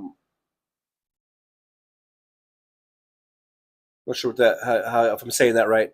Army hooked with Delta Force. He went Navy SEAL. Decided he didn't want to drive a desk to be a pilot. I don't know what we're talking about, but thank you for your service. Sounds pretty awesome, actually. Awesome service. Denise says, Zolazin, I know I couldn't stand it, and you can't take his behavior, but somehow those people do. It's weak. Mad Mac, who says 2 Corinthians? It is known as 2 Corinthians to those who really read the Bible. Yeah, and that's the whole thing, right? Is Donald Trump has never read the Bible in his fucking life. And then he may have just for political purposes, just for, his rallies, he may have read something from 2 Corinthians that someone told him, "Hey, read this because we can cherry pick this, this out or whatever and use it, But he's never read the Bible."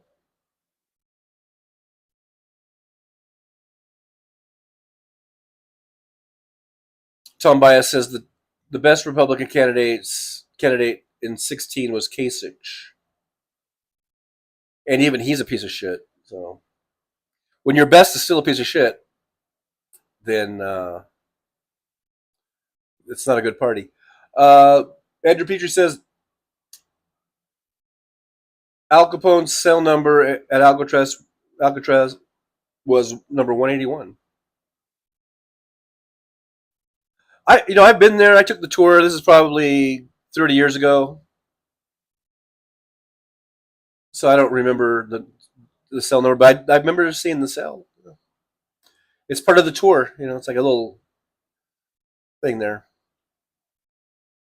James says Trump has always been a convenient idiot. It is the people around him that are just as culpable. Culpable. Searched for you says I'm afraid he's going to get away with everything. I don't think he will, unless he wins this election and he can just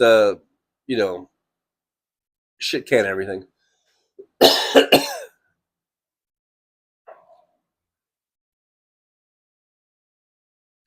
Josh says, think how much money he would raise for the Park Service and Capone sell on Alcatraz.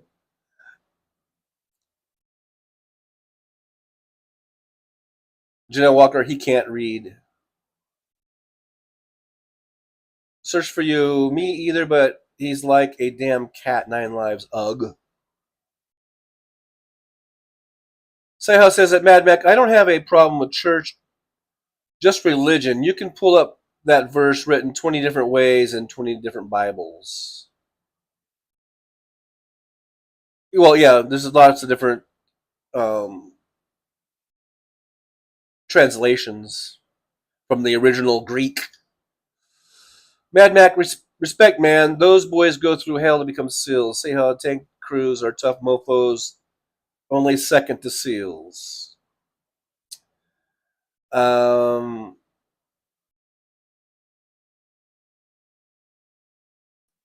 He reads cats. No, I was just looking at the chat, but the misspelling there. Fancy says, I would like to take that tour. Seems interesting. Oh yeah, it's pretty interesting. Alcatraz. It's kind of cold out there. Make sure you wear a sweatshirt or something.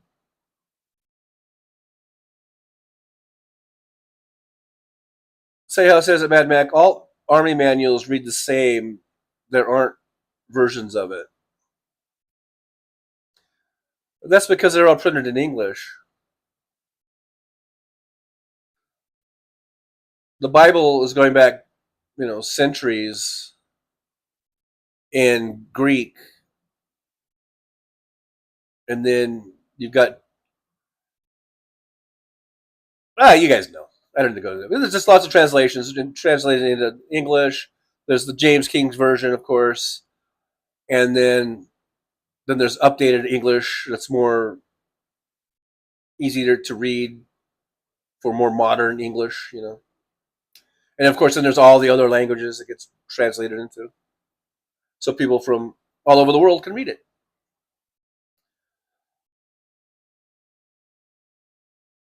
As Old as In says Bob Altemeyer's book, The Authoritarians, was spot on about most authoritarians being very submissive to their perceived leader. Maggots are 100% proof of this. Yep, I agree with that. Andrew Petrie, Trump is a walking heart attack waiting to happen. Give it time. Time. Roxanne Armfield says, Fancy, I didn't think I would like it, but it's very interesting.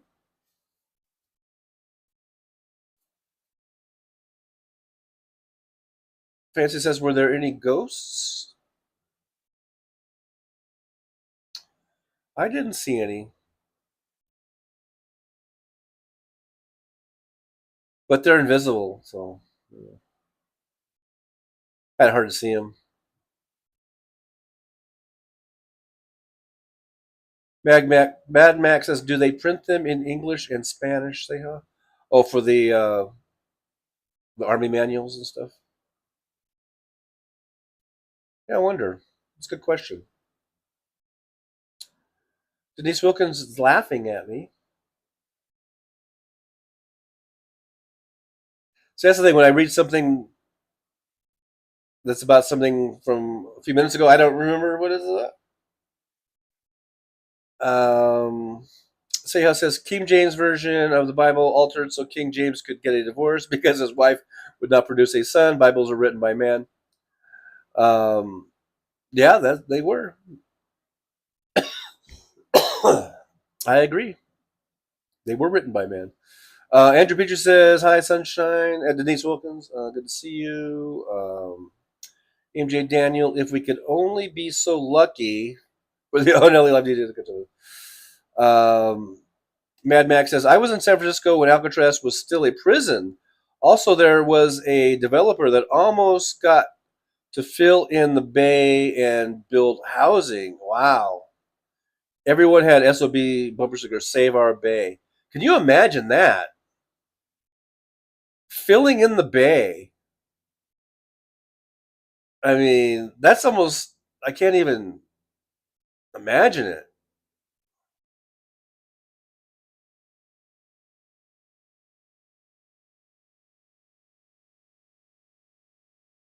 I can't even imagine that.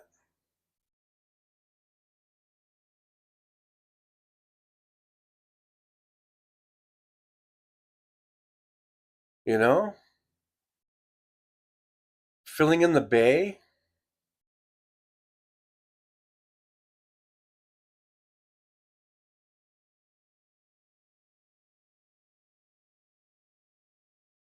That's unimaginable. Unimaginable. Unimaginable to me.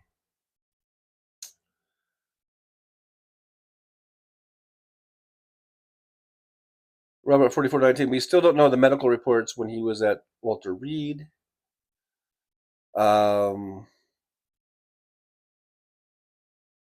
Yeah, they just try to keep so much out.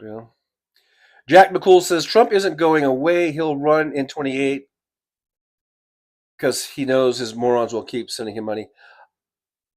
Well, I don't think he'll run in 28 because I think he'll be in prison.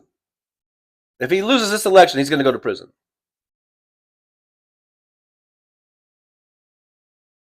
And if the Republican Party wants to keep sending him out there, then go ahead. because he's going to even have fewer followers in 2028. Each election, I think he's gotten fewer followers. Although he did get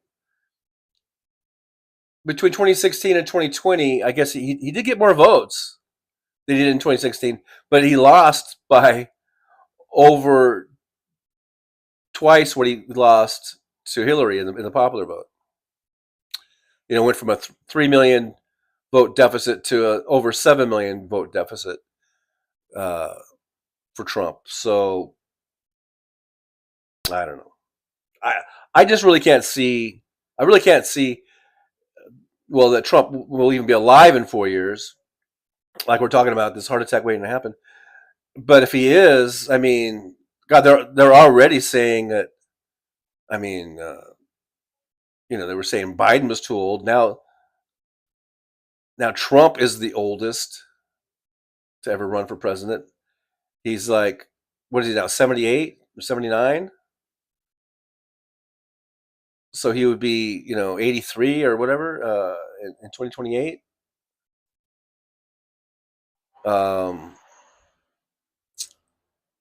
So I don't know. I don't think he would. I don't think he's. I really don't think we have to worry about him in 2028.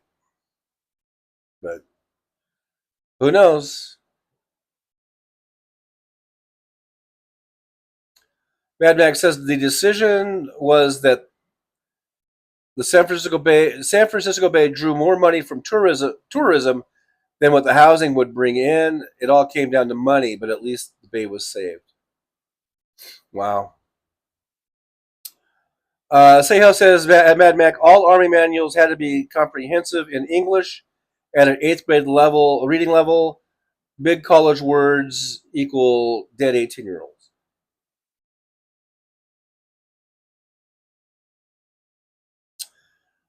Did Michael come in? Michael Meandros?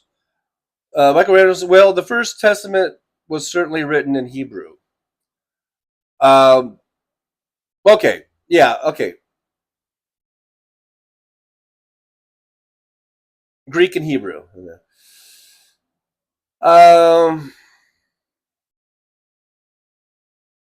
Mad Max says, how are you feeling, TJ? You are sounding better.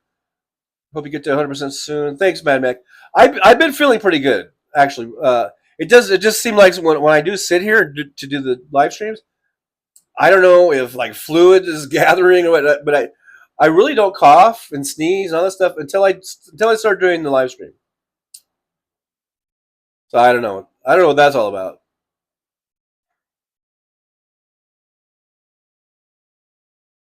Fancy says, I still say he is going to try to escape.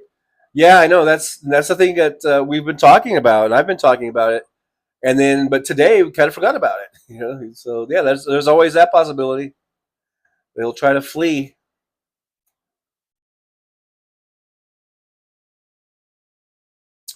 Denise and Isolda don't think Trump will even make it to 2028.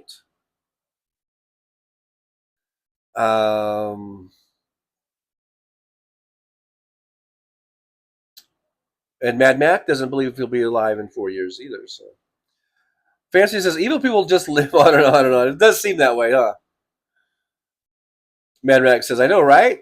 There were a lot of protests at Roxanne. Yeah, that would have been a travesty. Talking about filling in the bay. Yeah, it's just amazing to think about that. James Williams says he may have gotten more votes in 2020, but the evidence of his crimes was not available to the American population, not this time. I know, that's why I've been thinking that, Joe Biden beat him by over 7 million votes. I could see Kamala Harris beating him by 15 million votes,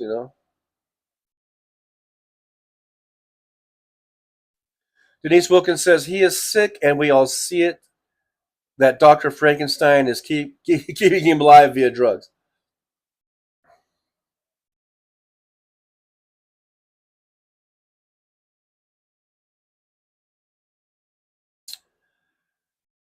James Williams, the first Bible was printed in German. On the, what was it, the Gutenberg press or whatever?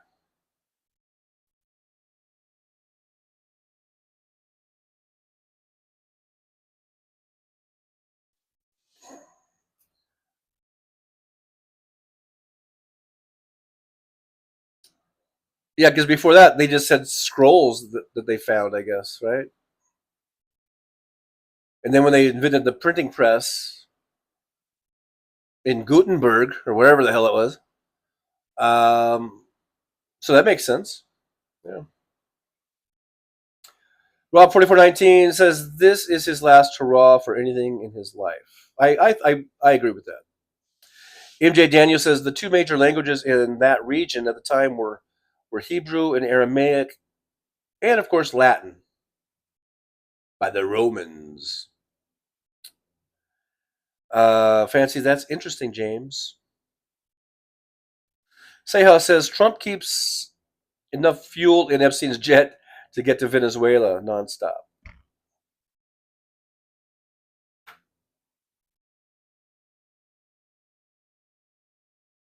Fancy says I'm sure he has a plan. He has a plan, but he also has a tendency of bungling anything he tries to do. He just got extremely lucky winning in 2016. Lucky and had a lot of help from all those sources that we've always been citing, right? But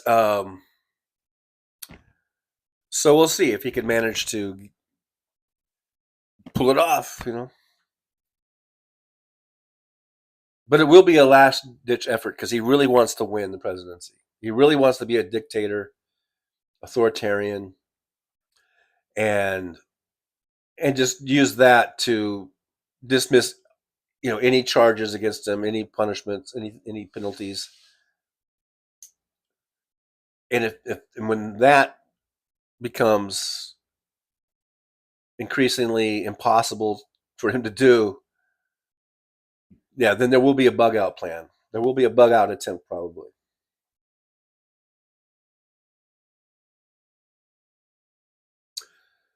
But I guess, he could do it after the election because the way the court system is going, I don't, unless, well, I guess there is a sentencing coming up, right? Unless that lands him in jail or prison, um, he could try to bug out after the election in November or December. So it doesn't have to be before the election, I don't think.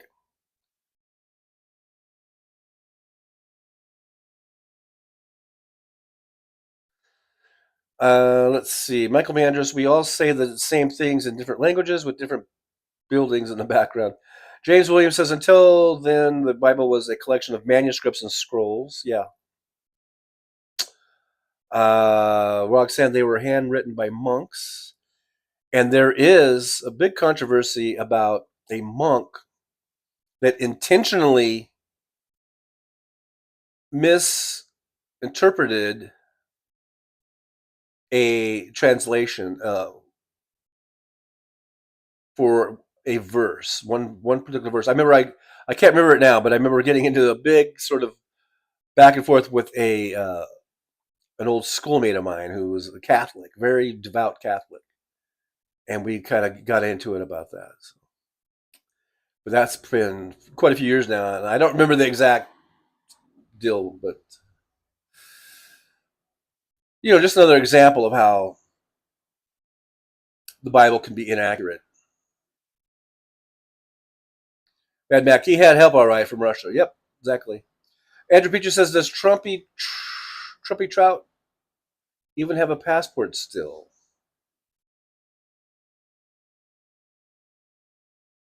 Probably.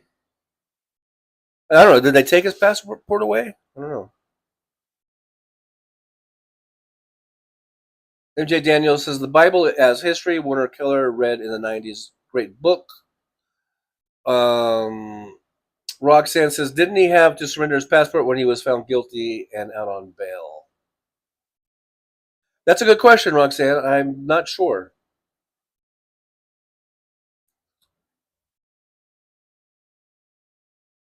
Denise Wilkins says Navajo people believe in Mother Earth, Father Sky, the Four Winds, and White Dawn. I've never heard of White Dawn before, but I heard of Red Dawn. Seha says, yep, the first book was printed on the printing press, was the Bible in the year 1440. Tell me a true story about something that happened in your life 1440 years ago by the, I think, carpenter. Jesus was alive. Oops.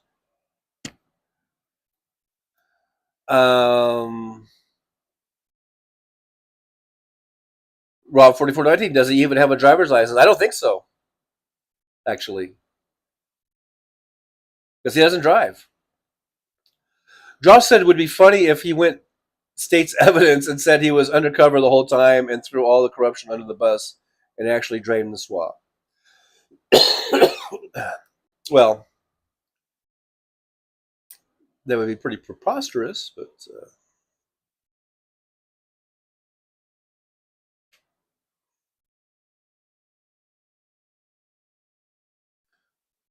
Denise Wilkins to live in harmony and replenish Mother Earth. Pamela says, Josh, you have a vivid imagination. Mad Max says, say how let's steal an Abrams from the closet, from the closest base to Mar-a-Lago and flatten the place. All right, guys, let's not get violent. Tom Bias says, Popak. Says Judge Mershon will delay the implementation of the sentence until after the election. Wow. Mad Max says, I thought felons could not have passports. Yeah, so that's the thing that we're wondering, did they take it away or not? Josh says, Pamela, don't imagine Bill Barr's yoga series. Search for You says they should tell the judge that he's a flight risk. Oh, I bet you they have. I think that did come up, actually. Seha says he still hasn't surrendered his firearms and he's a convicted felon. Yeah, they're giving him way too much leeway, right? Way too much. Non-useful. Hey, non-useless here says, did you say White Dawn? White Dawn, D-A-W-N. But good to see non-useful. Thanks for chiming on in here in the driver's lounge. Andrew Petrie says at Roxfield Arfield, it says the FBI returned it after the raid on Mar-a-Lago. They returned his passport. Then why didn't the court take it away when he was convicted of the felonies, right? They should have said, you need to surrender your passport.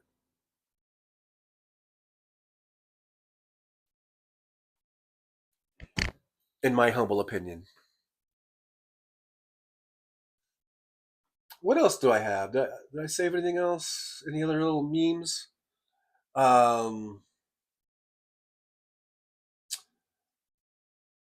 Let's see. There's Bobby Kennedy Jr.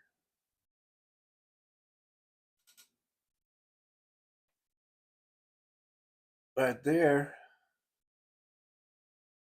That guy's really kind of fucking over the Kennedy name. Although the Kennedys, I mean, we all think highly of JFK and RFK Sr. and even Teddy Kennedy, but they all had fucked up shit, right? Or Teddy Kennedy with what was it? The girl that died and he left her there, like in a car wreck, right?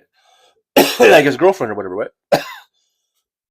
And I didn't really think it was cool how JFK and RFK were fucking every skirt that went by them. I mean, they were just a couple of fucking horn dogs.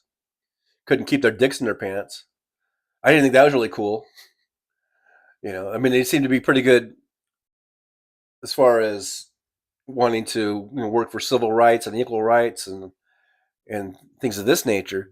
But as far as morality, I mean, these are married men, and they were fucking everything that walked by them. I don't think that's cool. But now we have RFK Jr. and the guy is a total fucking nutbag, and I think he's a fucking nutbag even before the worms came. Before the worms came a calling, you know. But yeah, the Kennedy family, they've come out and said no, we don't agree with him. We don't stand with him on his presidential run, and now even though he's suspended his campaign and he's endorsing Trump, the Kennedy family says no, fuck you. We don't agree with that.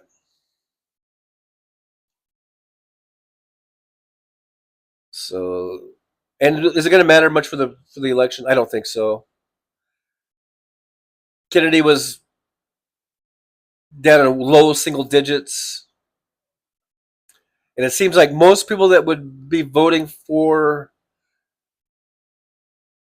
Kennedy. Okay, so I guess they're saying that his support's going to go to Trump, but Kennedy didn't have that much support to begin with. I don't think. It's not like Ralph Nader that I was talking about in the last show, or not, or even I don't even think as much as like a Jill Stein. I think he's totally insignificant. RFK Jr. I think his whatever support he had, and if that support is going over to Trump, it's so low and so insignificant that it's not going to matter, as far as I can see. I mean, Kamala Harris has swung. Is that correct? Uh, where when she took over the campaign and became the Democratic nominee, Joe Biden was probably in most polls or in an aggregate, I think was about 5 points down. But he had been gaining, and Trump had been losing ground, or at least not gaining any ground. So Biden was definitely on a upward trajectory. But yeah, I think he was still like 5 points down overall. And now, just in the 3 or 4 weeks that Kamala Harris has been the head of the ticket, not only did she make up that 5 points and going even, now she's ahead 5 points in a lot of polls, or even more in some polls. So that's a 10 plus swing in her favor. So I don't think the RFK Jr. thing is going to have any significance whatsoever.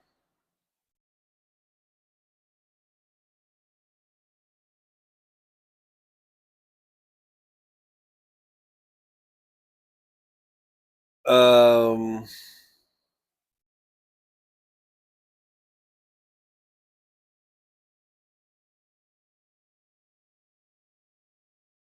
Saya says, just because you have a passport doesn't mean you will not be blocked from traveling through a port of entry or exit. Trump still has the Fourth Amendment securing his papers. Um,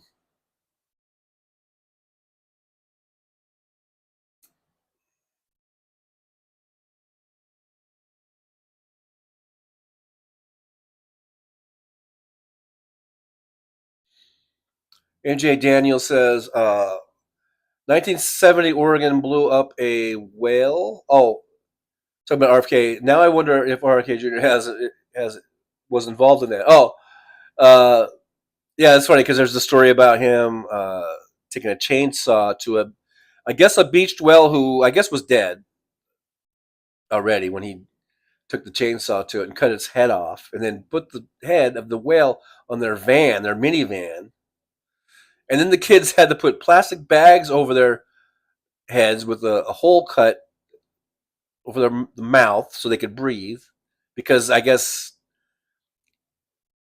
whale blood and guts and goo was coming into the or the smell or something was coming into the van. I mean, this is just bizarre shit. It's one bizarre story after another.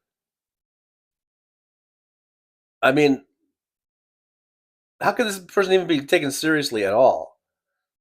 Him or Trump, they're both bizarre, but in different ways, you know.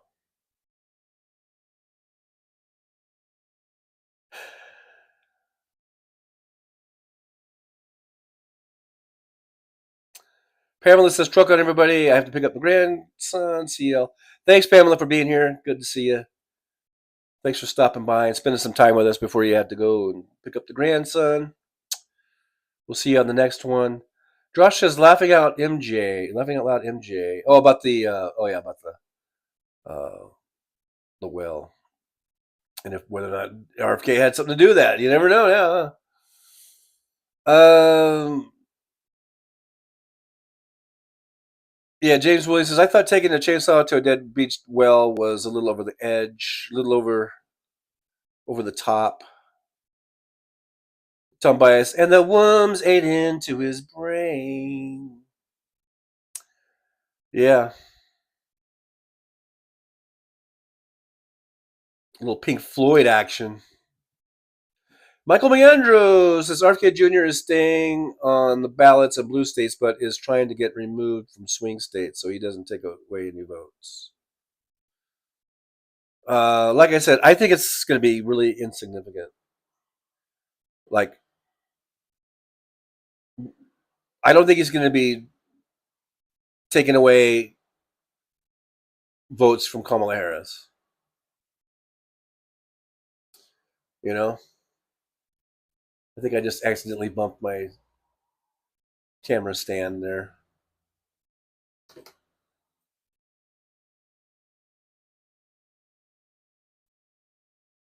Fancy says, as long as we turn out to vote, he's going to lose bigly. Bigly. That's right. That's what it always comes down to. Coming out to vote. Got to make sure we vote. Make sure you're registered. Go to vote.org. Check your registration. Especially if you're in a red state. Just keep checking. Make sure you're registered and good to go. Before it's too late. Because we're getting down to nitty-gritty time. Hey, here's David in Grand Prairie, Texas. Good to see David. Thanks for being here in the driver's lounge.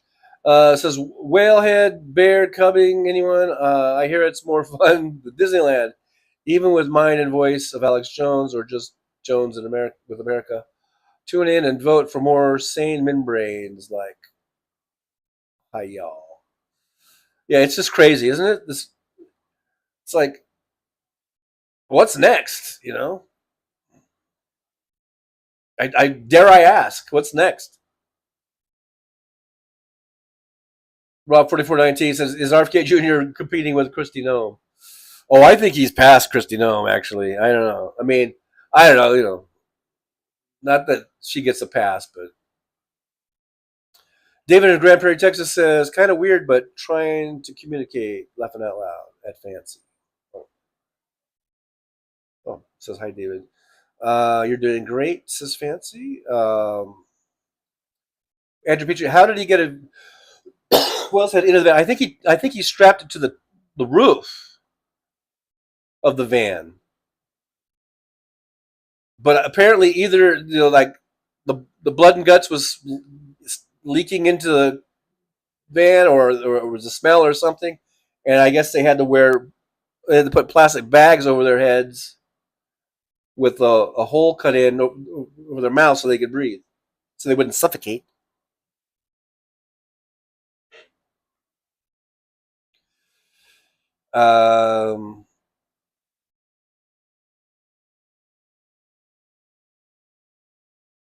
Non-useful says, a potentially deadly virus commonly known as sloth fever is sparking new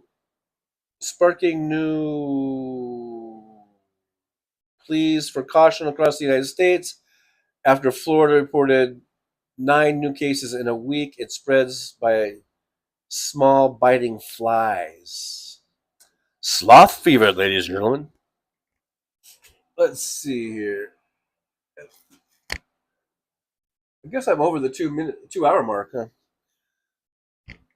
It's already been 2 hours. Can you believe that? I can't believe that.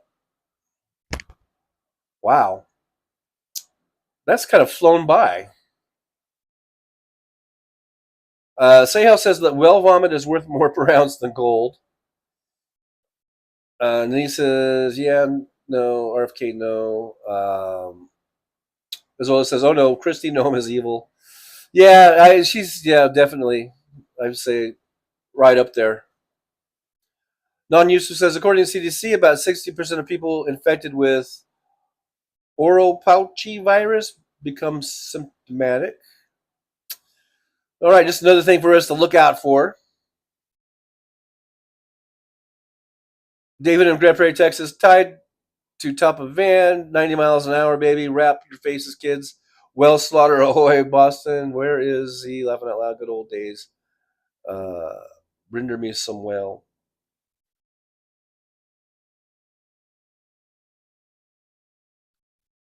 And non-useful going on continues. 5% of patients can develop hemorrhages or neuroinvasive diseases like meningitis, which I had when I was in high school. I had spinal meningitis, by the way, and it was the sickest I've ever been in my life, and I'm convinced that I almost died of it, and I'm not joking. Symptoms of the latter may include intense eye pain, dizziness, confusion, and lethargy. I think I got that now. Denise Wilkins says, and David in the Grand Prairie, Texas. Fancy says, time flies when you're having fun. I guess I've been having fun. I've been having fun just reading your chats and having, little things that I say. And yeah, it's been fun. It's been a fun show, I think.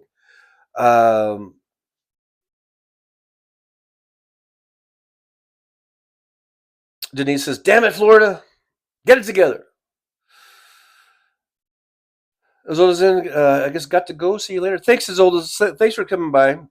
I'm about ready to end the show. I've got, I don't know, there's something going on in here in the chest. Like kind of like burning, how you get that kind of burning feeling and it makes you cough? I got that going on. And I don't like it. I don't like it when I get that burning feeling in my chest. But thanks, Zola, for being here. Like I said, we're going to be signing off here in a few minutes. Seha says if you play...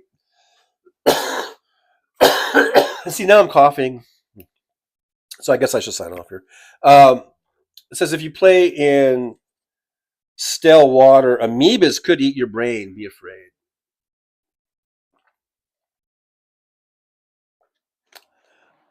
There's so many things that can get you.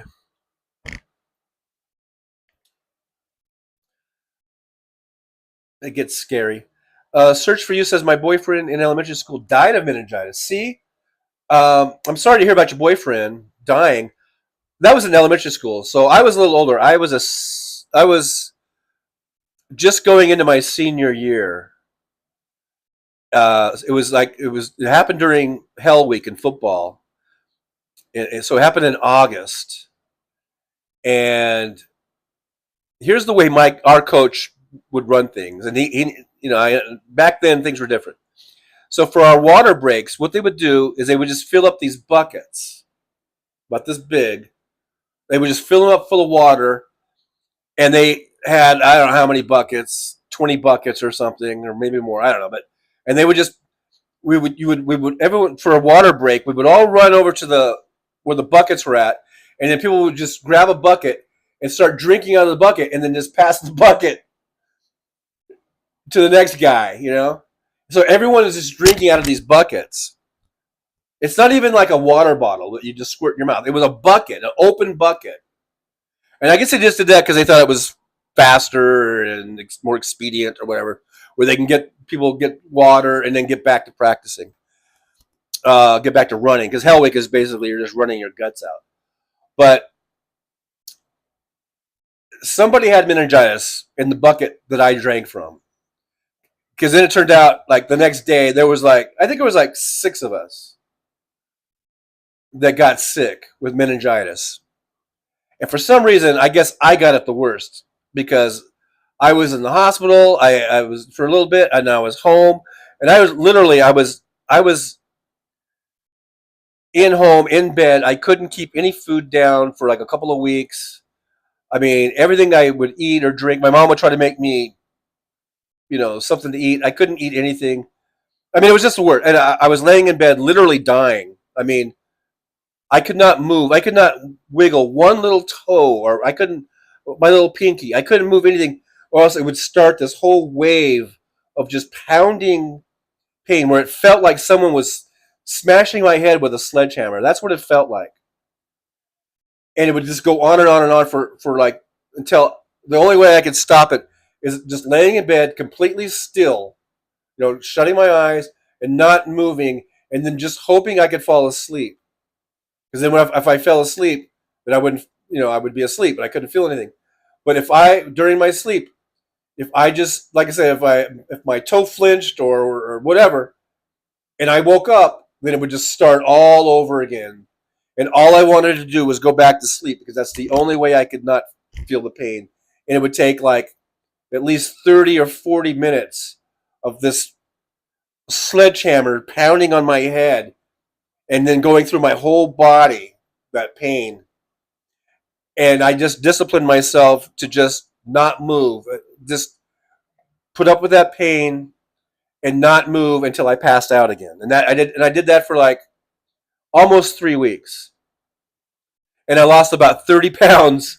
So here I was going up for football, defensive lineman. I had been working my ass off all off season, all summer, running, lifting weights. I was ready for my senior year to have a kick-ass senior year. And then I got this goddamn spinal meningitis. And I'm convinced that I was on death's door. Really. And then all of a sudden I pulled through it. Those last few days I started getting better, and then all of a sudden I was just like, I got up out of bed and I was like, God, I feel great. I'm not, and I remember my parents were in the other room, and I just opened the door and they were just like, whoa, like you're up, because it was the first time. The only time I got up was to use the bathroom, and that was like an arduous to get up from and I had a bathroom right next to my room. To go to the bathroom was a big, big, big fucking deal because it just hurt just to be awake, just to move. It was just the most pain I've ever been in my life. And so between that and just throwing up into a big grocery sack that my mom kept on the bed next to me. So that's all I did. It was puke and go to the bathroom every now and then, maybe like once a day or something. I don't even remember now, but it was just very painful to move. And I just was in bed just trying to sleep because that's the only way I would not feel pain. And then all of a sudden, after 3 weeks, I get up, I walked out of the room, and I'm just like, I'm starving. And my dad's like, what do you want to do? Where do you want to go? I go, take me to Wendy's. And so he took me to Wendy's, and I got a triple. And usually I'm not really, usually I would just eat like the double, whatever.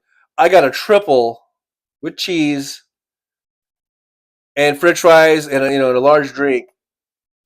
And that Wendy's triple. I mean, it might as well have been like the best food ever made in the world. I mean, it was like I just wolfed that thing down because I really hadn't eaten for like 3 weeks. Everything I ate, I threw up. And my mom would try to make me soup, try to make me stuff that would be easy to digest. Nothing.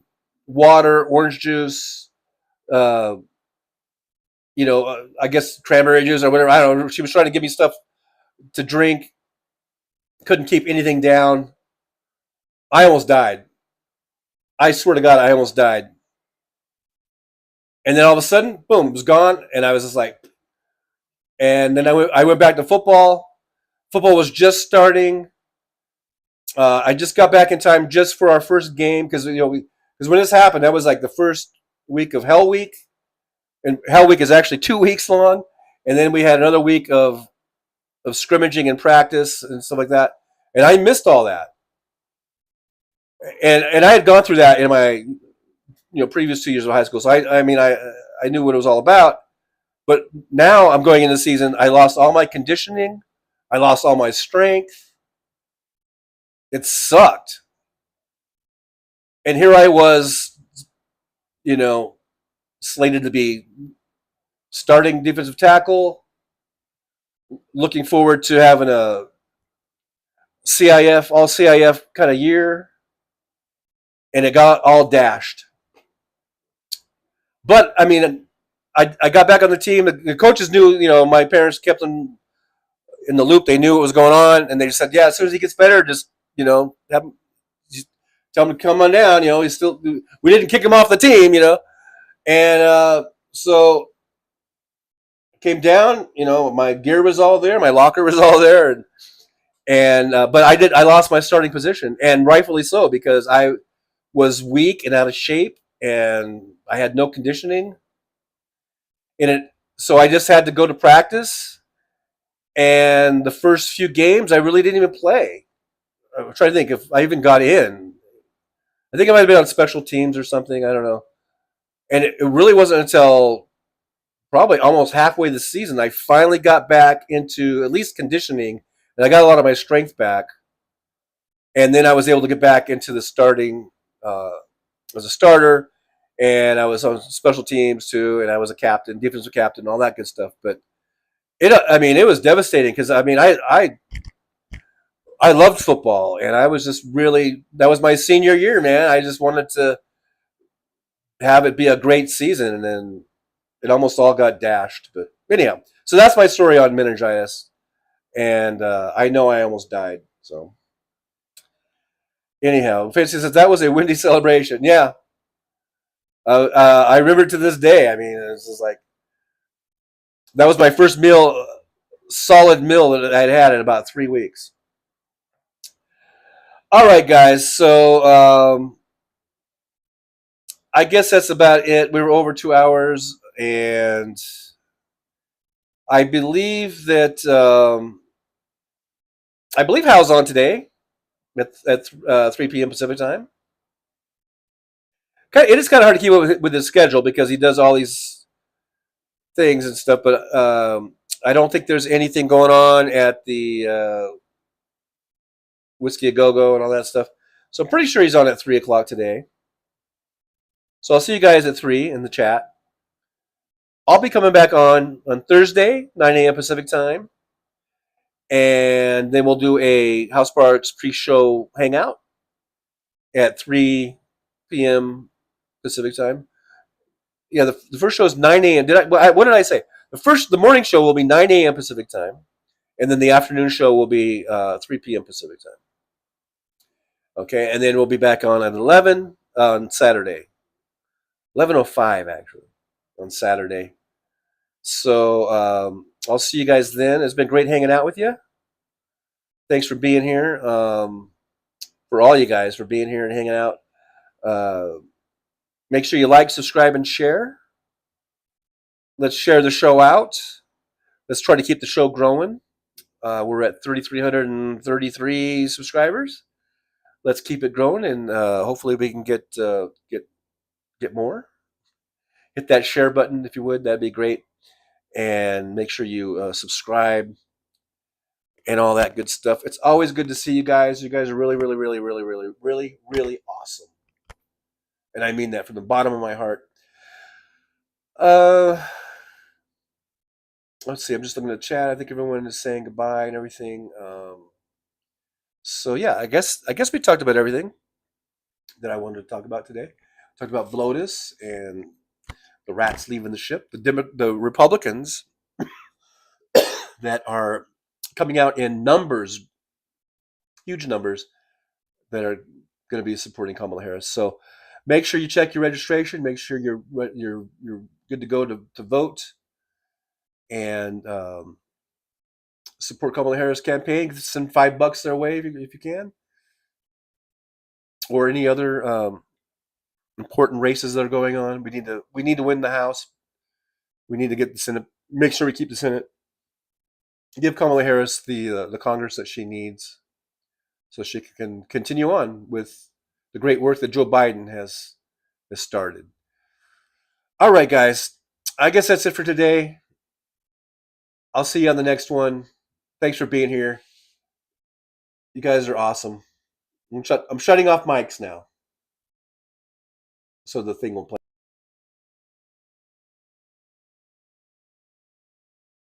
Well, it's time to say goodbye. The show has come to an end.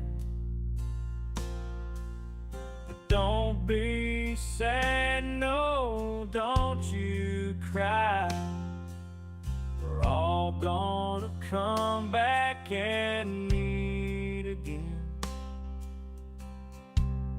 We'll have some fun times, hopefully nothing too bad. We might talk about war crimes, might talk about Baghdad. I doubt we'll talk about door chimes, but if we did, I'd be only too glad.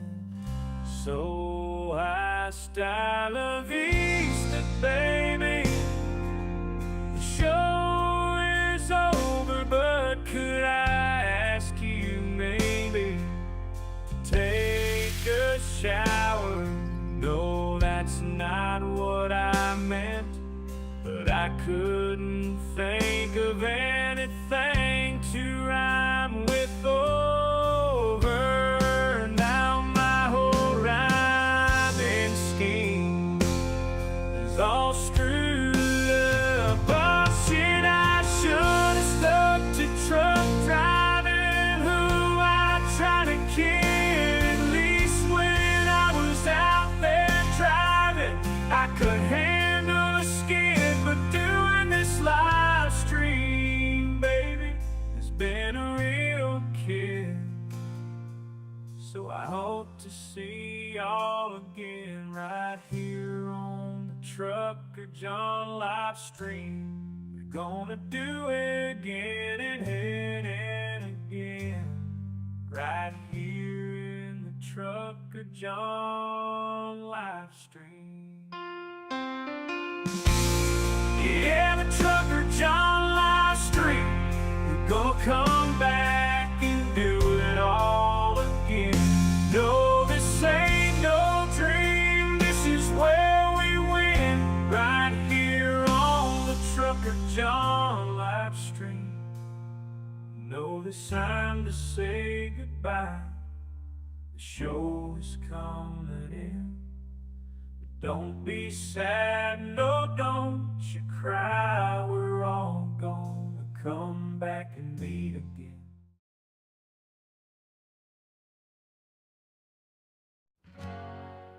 Well, it's time to say goodbye. The show has come to an end. But don't be sad, no, don't you cry. We're all gonna come back and meet again. We'll have some fun times, hopefully nothing too bad. We might talk about war crimes, might talk about Baghdad. I doubt we'll talk about door chimes, but if we did, I'd be only too glad. So hasta la vista, baby. The show is over, but could I ask you maybe to take a shower? No, that's not what I meant, but I couldn't think of anything to rhyme with over. Now my whole rhyming scheme is all screwed up. Oh shit, I should have stuck to truck driving. Who am I trying to kid? At least when I was out there driving, I could handle the skid. Doing this live stream, baby, it's been a real kid. So I hope to see y'all again, right here on the Trucker John live stream. We gonna do it again and again and again, right here in the Trucker John live stream. Yeah, the trucker John live stream. We're gonna come back and do it all again. No, this ain't no dream, this is where we went. Right here on the trucker John kid. At least when I was out there driving, I could handle the skid. Doing this live stream, baby, it's been a real kid. So I hope to see y'all again, right here on the Trucker John live stream. We gonna do it again and again and again, right here in the Trucker John live stream. Yeah, the Trucker John live stream. We're gonna come back.